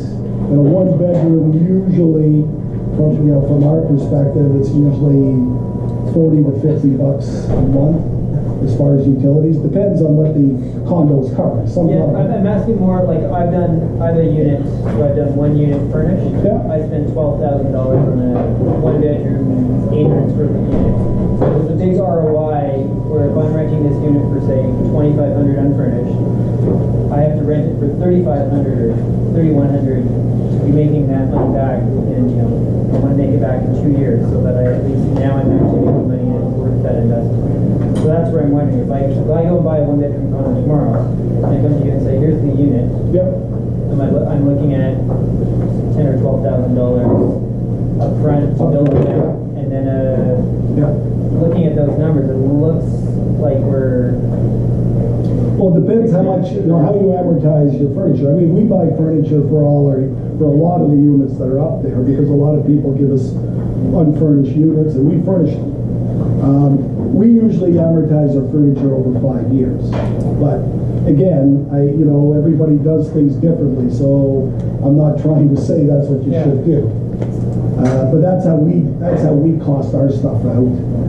Just because we know our furniture, because it is very good quality furniture. I mean, we can go out and probably buy furniture for half the price of what we're asking for, but is it going to last? And for us, that's a big part of our, the quality we offer, but it's also longevity, because we know our furniture is going to last us for 5, and sometimes it lasts even longer than that. Yeah, I think some people think you can furnish a place like IKEA and then put people in. If it's not your furniture, you don't treat it well. Yeah, exactly. You need good quality furniture. It's not going to break in 2 years. Yeah, totally agree. Yes? What types of repairs and maintenance are covered in that 28%? Well, most of the maintenance is going to be covered. I mean, we will cover the charge of a service call if we can't repair it. Like our maintenance people are pretty good. They can fix, like, plug toilet or sink is plugged or whatever. I mean, we'll try the basic stuff and get it done, or the doorknob comes off, or there's a panel that breaks. I mean, we'll just fix it ourselves. Need a little bit of painting, or the blinds are, going sideways. I mean, this is stuff that, that happens regularly, and we just go in and get it done. If there's something that's a little more complex, I don't know, like on a toilet, I don't know, the flapper goes, which, we could fix, but normally we'll get a plumber in. The plumber may cost, I don't know, let's say $250 to fix that. So then, in that case, I mean, we would obviously, we'll pay the service charge, which is, usually $100, $125, and then we would ask the owner to take care of, the higher charge as a small example. In most cases, we're going to try and fix what's minor. Once it becomes a bigger problem, you get an air conditioning breaking down, we're going to try all the basic stuff, change the filter, go in and see if there's a blockage in the, in the tube or something. Once you realize, okay, it's a part that's going to need changing, and usually with air conditioners, as you know, it's never that cheap. It's going to be $500, $600, maybe even more. Then we would call the owner and say, we got a quote, we can do it right away. This is what it's going to cost. Now, if you want to bring somebody else in, all we ask is that you do it immediately. So that's kind of the way it works with the maintenance piece. But you're not going to hear from us. You're not going to hear about maintenance. Probably, most people in 5 years, if we've gone to them for something once or twice, that's a lot. Because we're in a lot of modern buildings, new buildings too. So I'm going to say, I mean, there's always things that can go wrong, but most of the time, we're able to fix them. Yeah. So I'm going to ask you a question here. So you give a flat rate on how much it would cost on a 1-bedroom or a 2-bedroom, but you didn't mention what the square footage would be. So I mean, you could have a 2-bedroom place which is like 500 square foot versus a 1,400 square foot. There's a huge difference. So I mean, how do you calculate that? Secondly, you mentioned that you also look at bachelors, but there wasn't any pricing mentioned. Yeah, we've gone away. We do bachelors in certain cities. Here in Toronto, the corporate folks aren't real big on bachelors. We had bachelors, and we'd always get, not all the time, but we get people saying, well, I wanted a hotel room. I would have gone somewhere else. So we've gotten away from the bachelor just because it just wasn't working for us. I mean, as far as size differential, most of our units are priced in that range. I mean, the new buildings, as you know now, like a 2-bedroom in a new building, I mean, some of them are 700 and, I think we just went into a new building at Yonge and Eglinton, and the 2 bedrooms were 780 square feet. All we ask in a 2-bedroom is that there's 2 full bathrooms. Because a lot of times we may get 2 people from the same company, and the company will say, can you guys, share a condo, and they have no problem as long as they've got their own bathrooms and their own bedrooms. I mean, there's a family that comes and they have a kid, and they need the 2-bedroom, but they also want the 2 bathrooms. So essentially, that's what we ask for. I would say the average. I mean, in some of the older buildings, as you know, the square footage is going to be 1,000, 1,100 square feet. The newer buildings probably going to be between, I got 780, probably between 780 and 850, 870 maybe. Are we going to do them different? Probably not, because when you're talking to a corporation, 2 bedrooms are 2 bedrooms. Right. So unless you can offer them something that's got something totally out there, because they have their budgets too, and so what we try and do is we try and get the most we can in the marketplace, obviously, and we'll move above those prices if we think we can get them. So we're not just stuck in that area. It's just that, again, I mean, our first priority is to keep those suites occupied.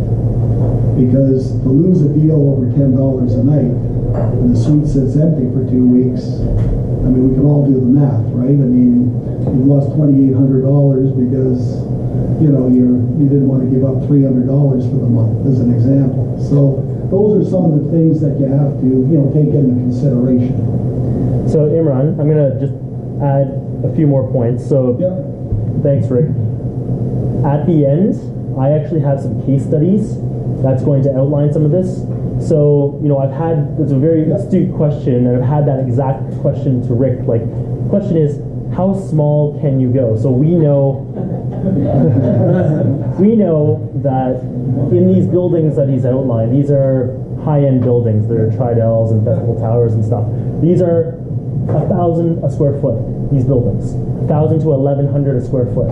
So if there's no difference to Rick, whether we get an 850 square foot or an 820 square foot, I'm going for the 820 square foot, as long as there's nothing funky with the unit.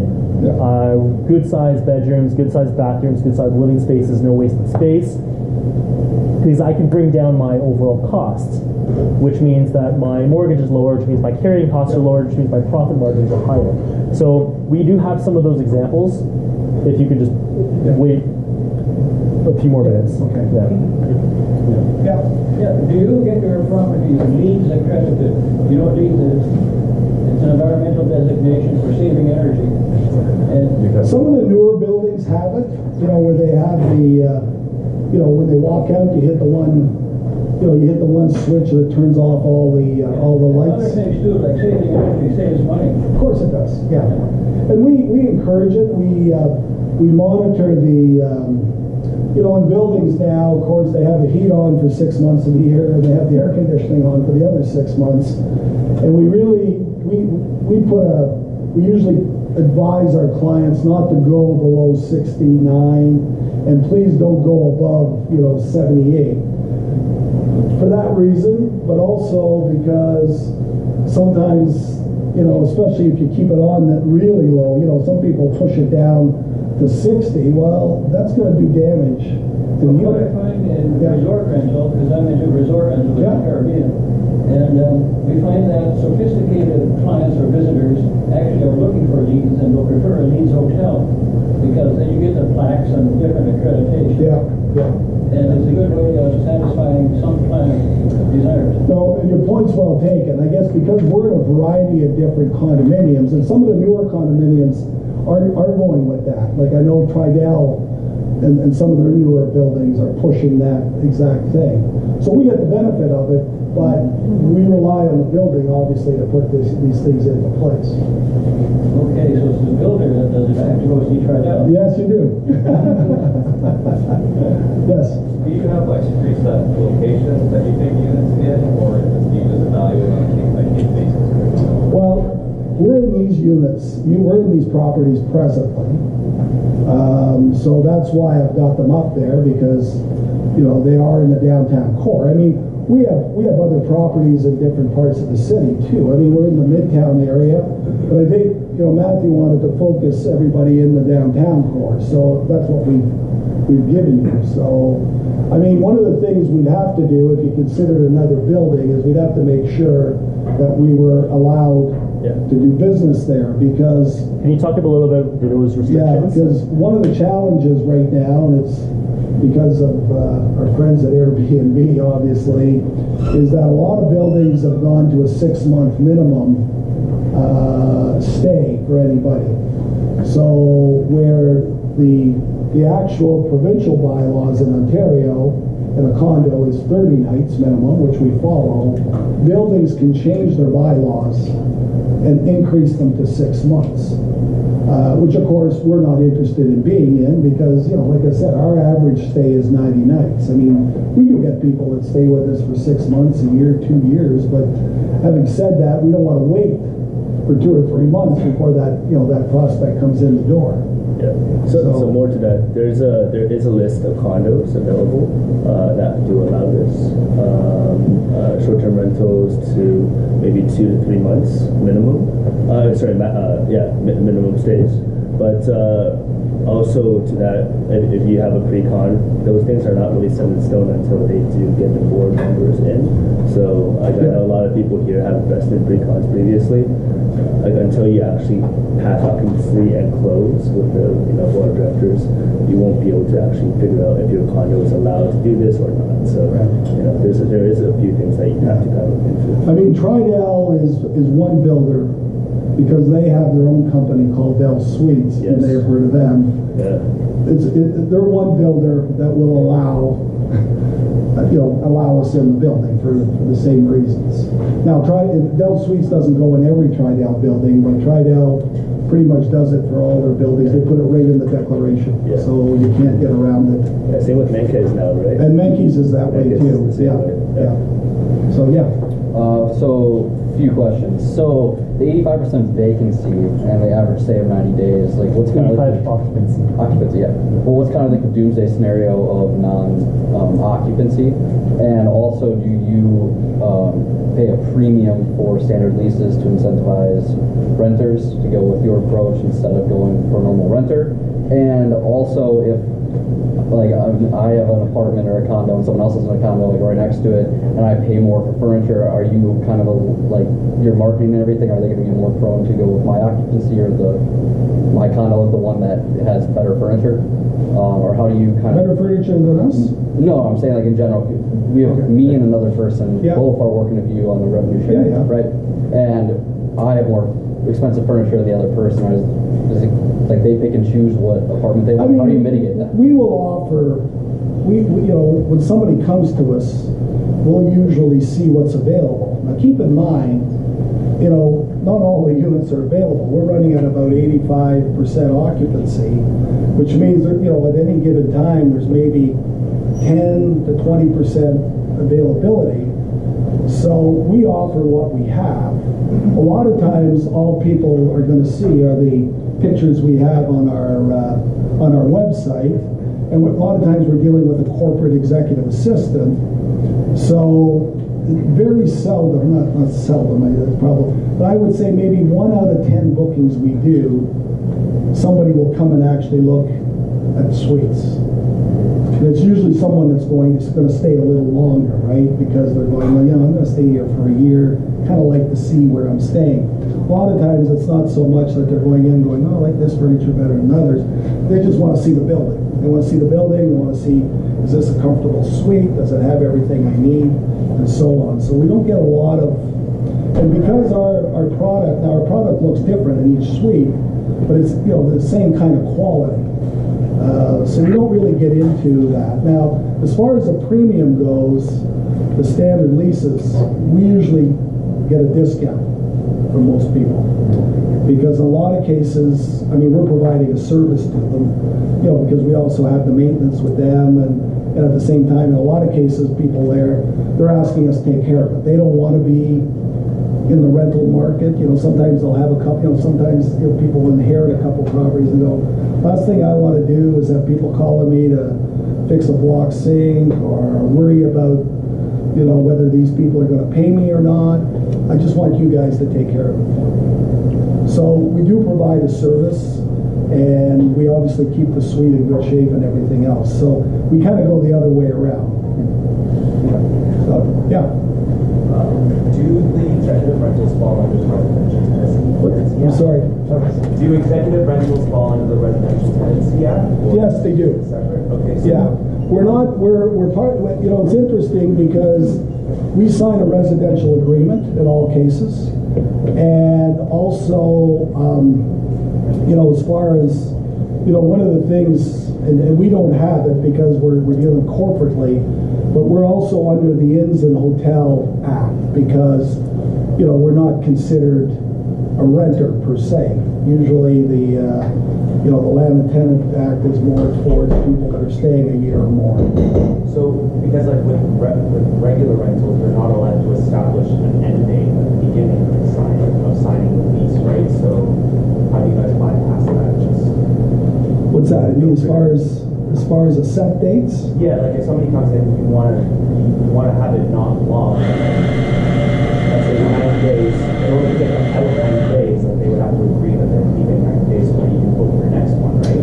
Yeah, business works is if you came and said, I want to stay for 90 nights. Now, in some cases, people will say, I'm going to be leaving in 90 nights for sure, because my house is closing and, I'm leaving. But in probably about 75% of the cases, our clients extend, because we give everybody a 14-night notice period if they want to extend their stay.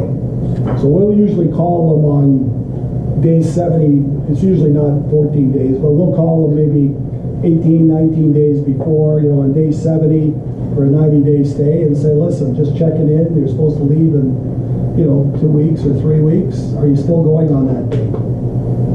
And then, we'll let them know that they got to give us a definite answer within 2 weeks. If they say, I'd like to extend another month, or they can extend by days also. Sometimes people say, listen, I'm probably going to be here for another week. The project's not quite over. Then we'll extend them by that time period. So we have a lot of people that extend versus, having firm departures. So you don't pre-book like other... Way ahead? No. Okay. We will pre-book. However, it's usually in a building where we have a lot of suites and we have a pretty good idea that we're going to have availability, right? Now, you could say that's taking a risk, and to a certain extent, but I guess we've been in this long enough, we kind of know, when we can do something ahead of time or not. Yeah, I have some experience personally with executive rentals as well, dealing with corporations. They don't operate the same way as your regular renter. Like, you're working with usually executive assistants, and you're dealing with executives and stuff. These aren't people who are going to be like, oh, I said I was going to go, and I'm going to stay, right? And you don't usually run into this problem where they were supposed to go, you had someone else booked. It's not really the same as a regular rental in that regard. If that makes any sense. Yeah, I guess I'm just confused about like the legality of it, right? Like if you take someone else, you have to file. So I think what you're trying to say is that are their renters going to be under the Residential Tenancy Act? My understanding is that they won't be. So the lease that you guys are signing is binding. Yeah. Right. Their lease is our paperwork. Yeah, but for their side, their renters are not under a lease. Yeah, that's exactly it. Sorry. Yes. Yeah. I think that's what you were trying to say. Yeah. Yes. Pets. Yes.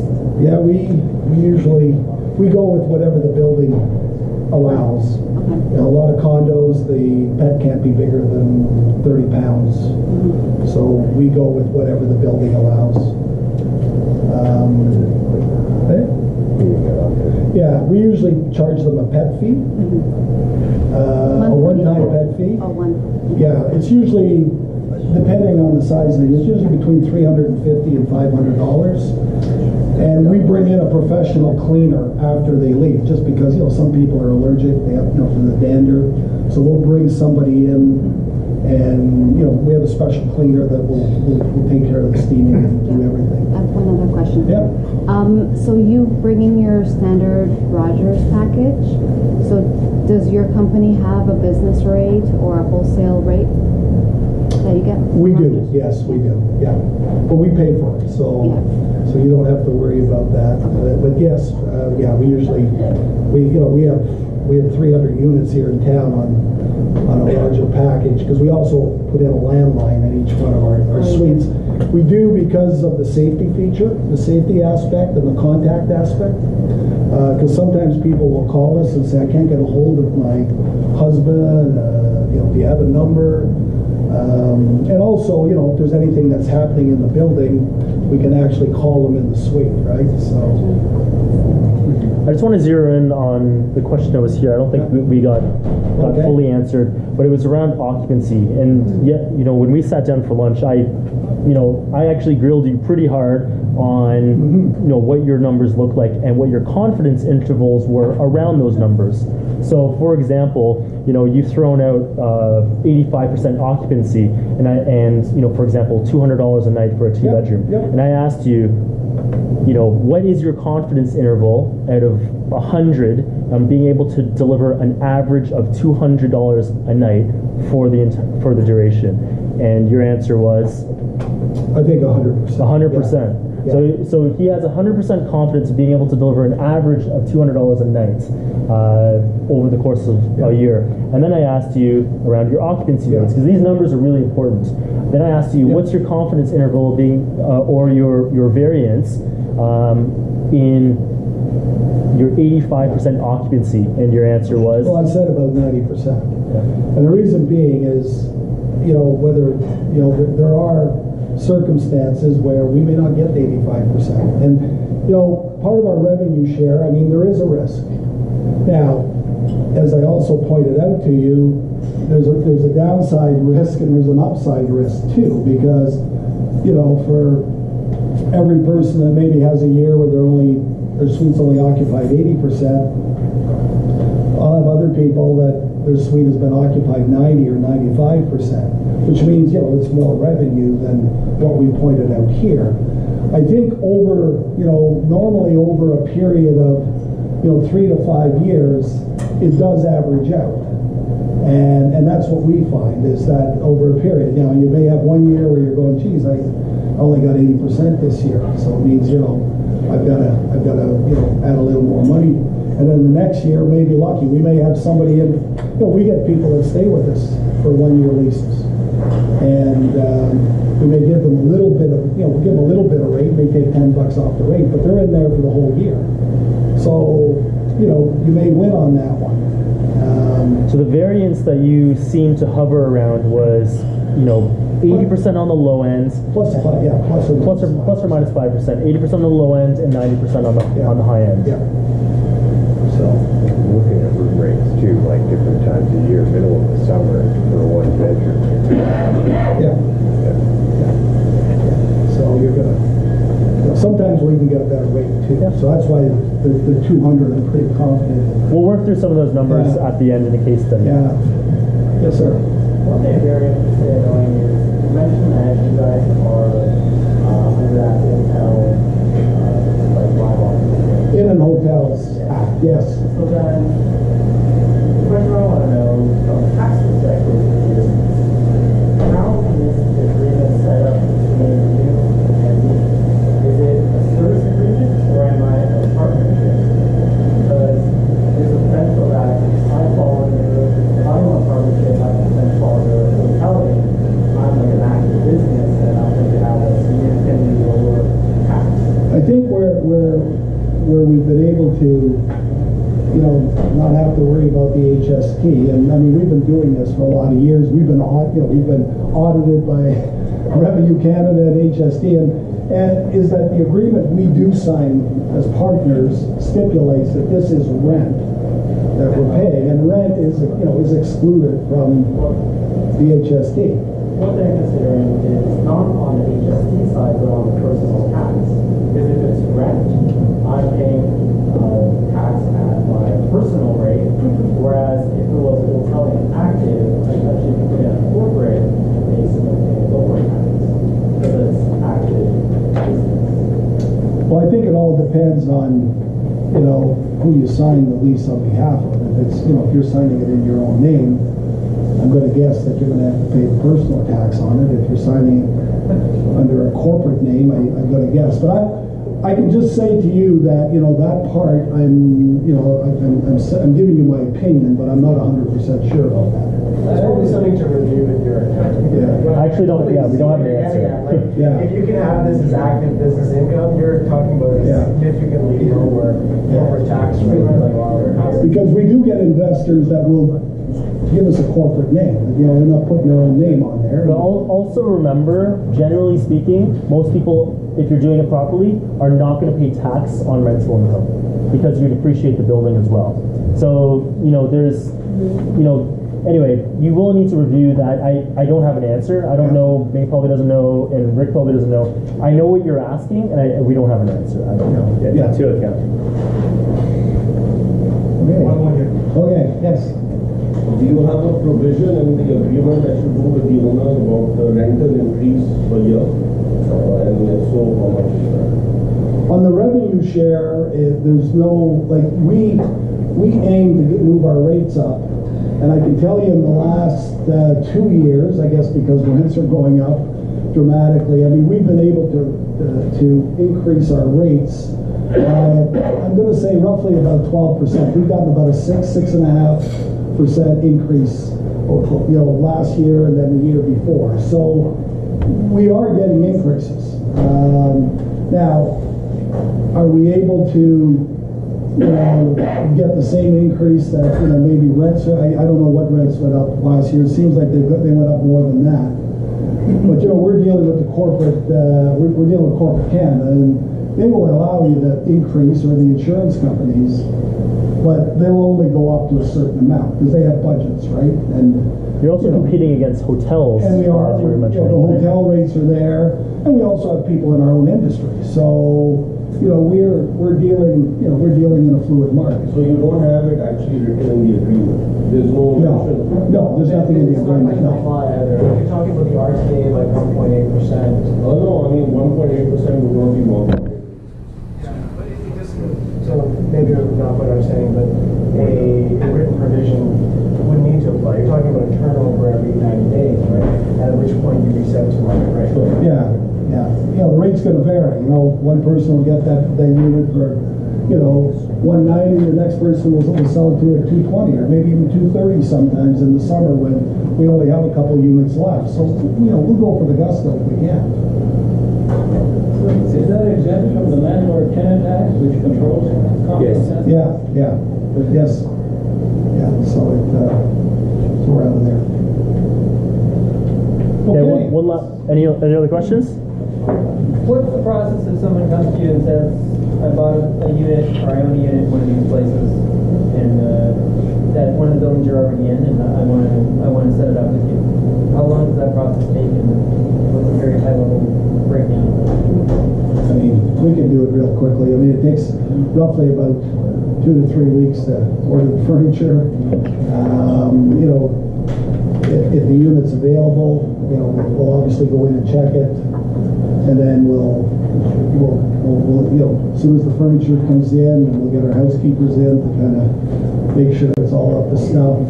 If it needs painting, we'll get the painting done. It's just so it's quick.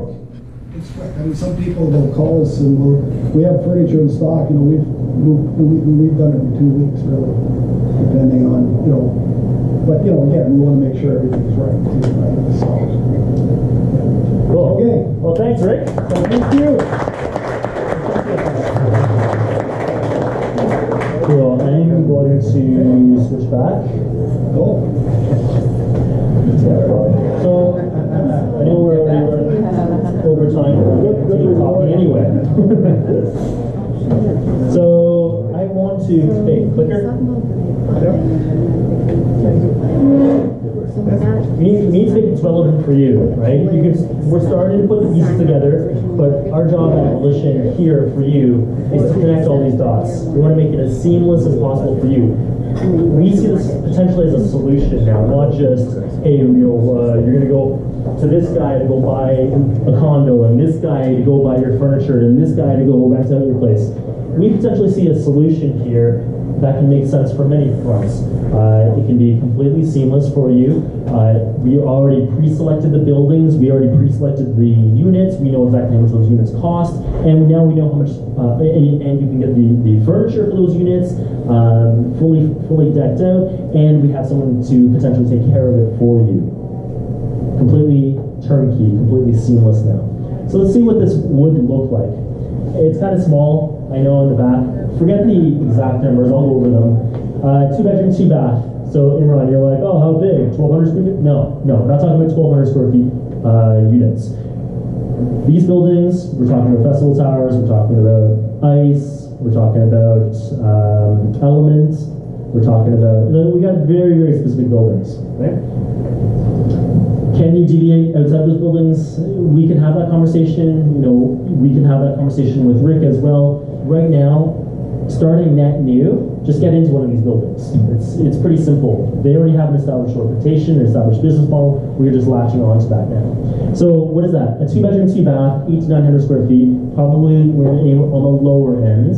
One parking. One thing that we touched upon, but parking is the make or break here, actually.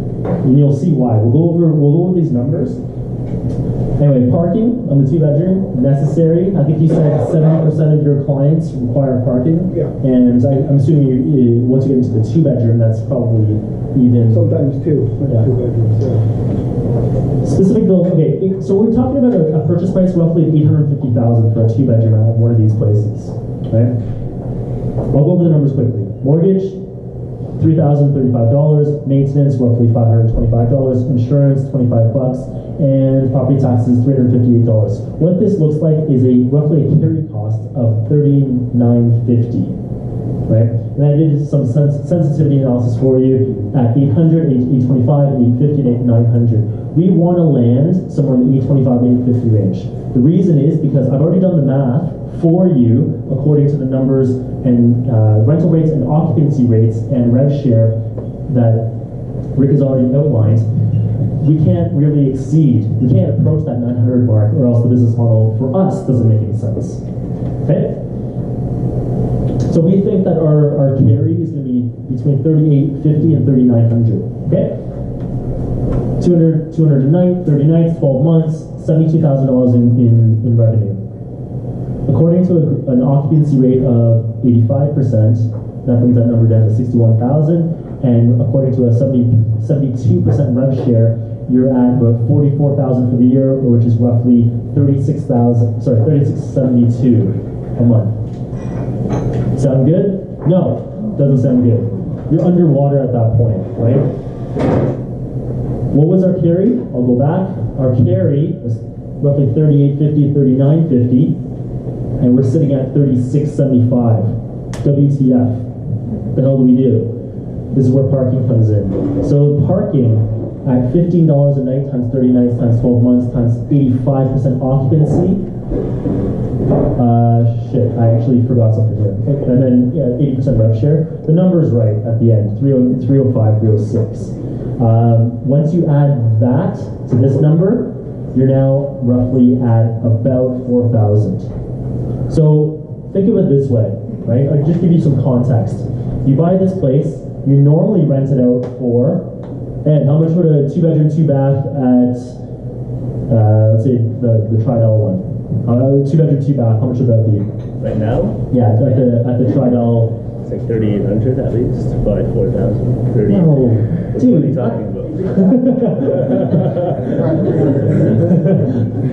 Normal rent rate. Normal rent rate. Yeah. Like a 32.50. Are you talking about 300 francs? Or else. So 300 francs is a little bit different. I know. Average rent rate for it's around 3,200 for a 2-bedroom. Yeah. But there's different buildings with different rental rates because of people like 300 front is actually skewed, and you can have a conversation with Ed about this.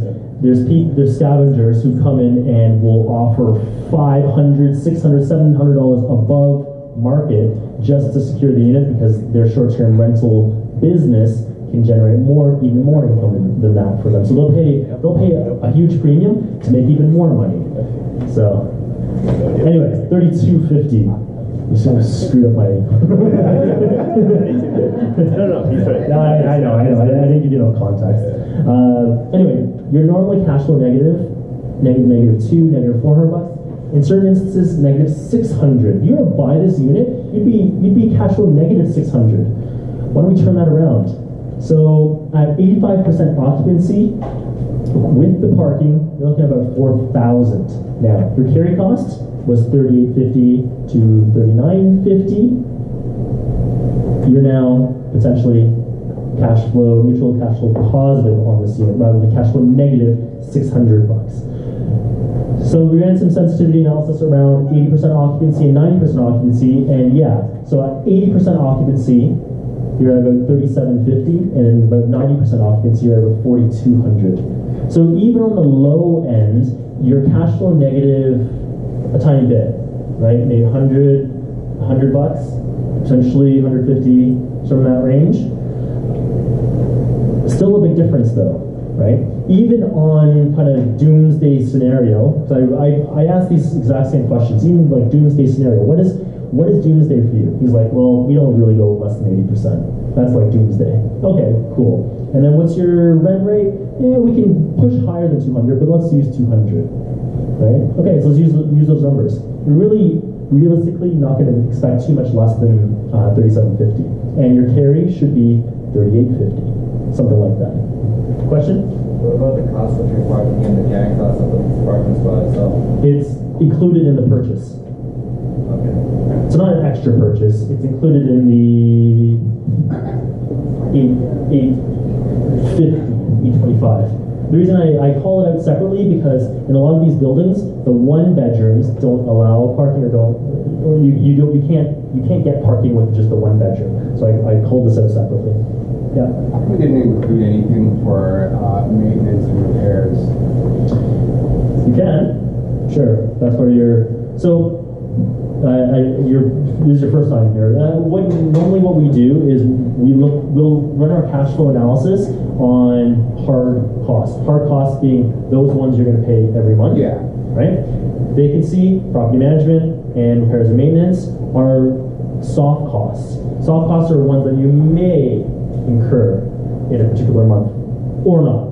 So what we do is we run hard costs, we analyze our cash flow, and then we know that out of that cash flow, you're going to be covering some vacancy.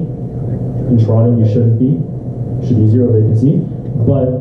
And then out of that, you're going to cover your maintenance and repair as well. So it's covered by positive cash flow. I know what you're thinking. It's just the reality. You can't do this for years and years and years and not incur replacing appliances, fixing stuff like that. That's just we recognize that. That's why we build up our cash reserves through cash flow. So again, the other thing that we do is we say you're not going to live off your cash flow. A couple $100, no one's going to live off of that. Where you're going to live off of that, and I skipped through this really fast, is going to be when you, for example, get to the point where you've grown your portfolio, you start divesting some properties, and then that's when you get real cash flow. That's going to be the $5,000, $6,000, $10,000 a month. So right now, cash flow, I don't care about cash flow. Cash flow is only going to allow me to hold the property. That's why I look at cash flow differently than, oh my God, I get $100 from this unit. That doesn't do anything. But I use that to build up my cash reserves in order so that on a rainy day, when there is a leak in my roof or a furnace that goes, I'll be able to pay for that. The cash flow, on average, the cash flow, cash on cash return is very low compared to equity paid on cash and appreciation. Yeah. Where do you factor in the furniture? Capital. It's part of capital. So it's, let me get to it in a second. Right here. So, get to it in a second. Let me go through the rest of this. Roberta, you going through this? Yes. Okay. Okay, how much do you need for a 2-bedroom? So I'll answer this question. $850, $170 down payment, land transfer tax, and closing, and furniture. It's part of capital. It's part of your capital outlay. It initially increases your capital outlay, which means it decreases your overall ROI, right? But it's capital outlay. Hey Matt, I was going to say, to your point also, the whole cash flow model, it's not really, I would say, great in Toronto. I think Toronto's more of an appreciation model, right? 100%. And yeah, 100%. And especially developers. I mean, if for some way that the pre-con prices right now actually come to reality in 4 or 5 years, and all condos get to that rate, you may bank just off appreciation alone. And so like Matt said, cash flow is just about holding the property. Whatever money you're making now, it's keys. Yeah, it was just more of a question of how I didn't see it. Yeah. It's because we don't live off our cash flow. We use that cash flow to be able to hold the property longer. But you good with the next question is like, what's the delta between unfurnished and furnished suites?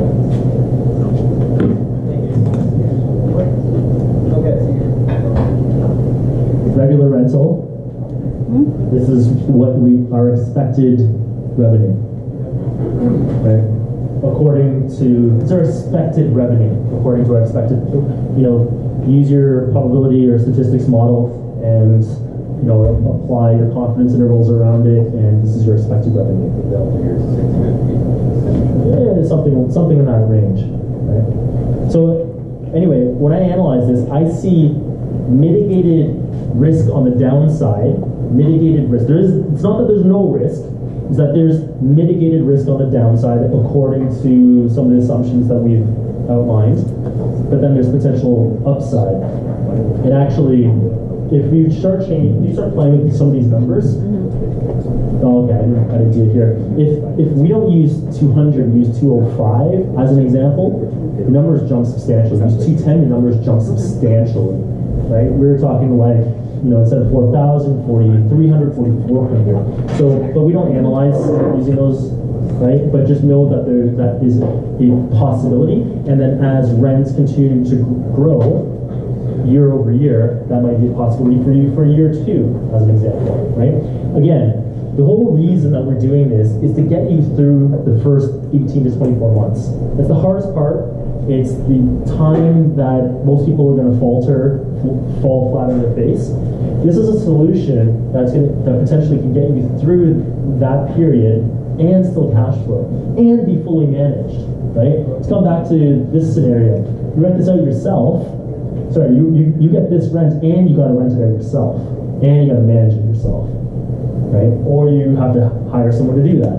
A property management firm or a lease-up fee, right?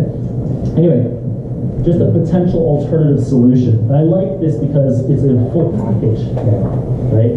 It's like, hey, you call Ed, hey, Ed, you want to go find something in Festival Towers or Tridel, 300 Fronts, or Ice at 12 to 14 York. We'll find that unit for you. We already know the specifications. We know the layout. We know how big it needs to be. We know how many bedrooms, how many bathrooms, right? We already know. We have an expected revenue model for it as well. We already know what our cost structure is going to be. We have a pretty high level of confidence around what your cash flow will probably look like over the course of a 12-month period. And we can go through this in detail during advisory. Like, this is what we do. We sit down and we talk about various business models that will work for your particular situation. Yeah. Okay, cool. So I also did it for a 1-bedroom. I'm not going to go. Oh shoot. Okay, pros and cons. Okay. Do you want to leave this for a Okay, I'll be. Yeah. I'll take. Do 1 minute. 1 minute. Yeah. Toronto rents on the rise. You get through the first few years, we talked about the executive type of clientele, not going to trash your place, fully managed for you, small M&R handled, which is great. Furnishing is full service. You go from cash flow negative to cash flow neutral positive.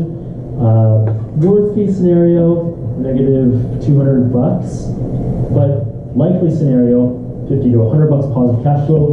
Best case scenario, you could be close to $300-400 cash flow positive now, right? Cons. Because it's a rent-share model, there's no guarantees. So there's no guarantees, but it's a mitigated downside risk. It's not guaranteed like a regular lease. Big M&Rs, you still have to pay for yourself, and then you still need to furnish the unit. I talked about 1-bedrooms here. I'll give you the long and short of it. 1-bedrooms are not as attractive as a 2-bedroom. Right? That's the end of it. Okay. Great, wow. that was the 1-minute version. Relinquish the clicker. So just very quickly, guys, we do offer advisory, as Matt mentioned. We have a 60-minute sit-down session. What we do is we go through this kind of stuff with our clients. Maybe it's executive rentals that are interesting to you guys. Maybe it's a BRRRR, that we talked about earlier. We sit down, we go through kind of your starting stage, where you want to end up, and we talk about a path as how to get there. So if you're interested, please leave your name and email address on the fancy old school iPad up there, and we'll get in contact with you guys. So we are running out of ideas this year. We've been running this meetup every month for the last 3.5 years now. So this meetup here is here for you guys. So if there's something you want to learn, let us know. Send me an email, drop Matt an email, and we'll pull together the guest speakers, whatever it is that you guys are looking to learn, and we can all learn together. So please let us know what you want to learn this year. That said, next month we are doing a Street Smart tour. So these are all really popular. Please keep an eye out for the email blast. What we do is we actually go to these properties. So it's one thing to talk about them in theory. It's another great thing to actually go and see with your own eyes. Like, what makes a good triplex rental? Like, what am I looking for when I'm evaluating a basement? What does moisture penetration look like? What does stacked staircases on one side?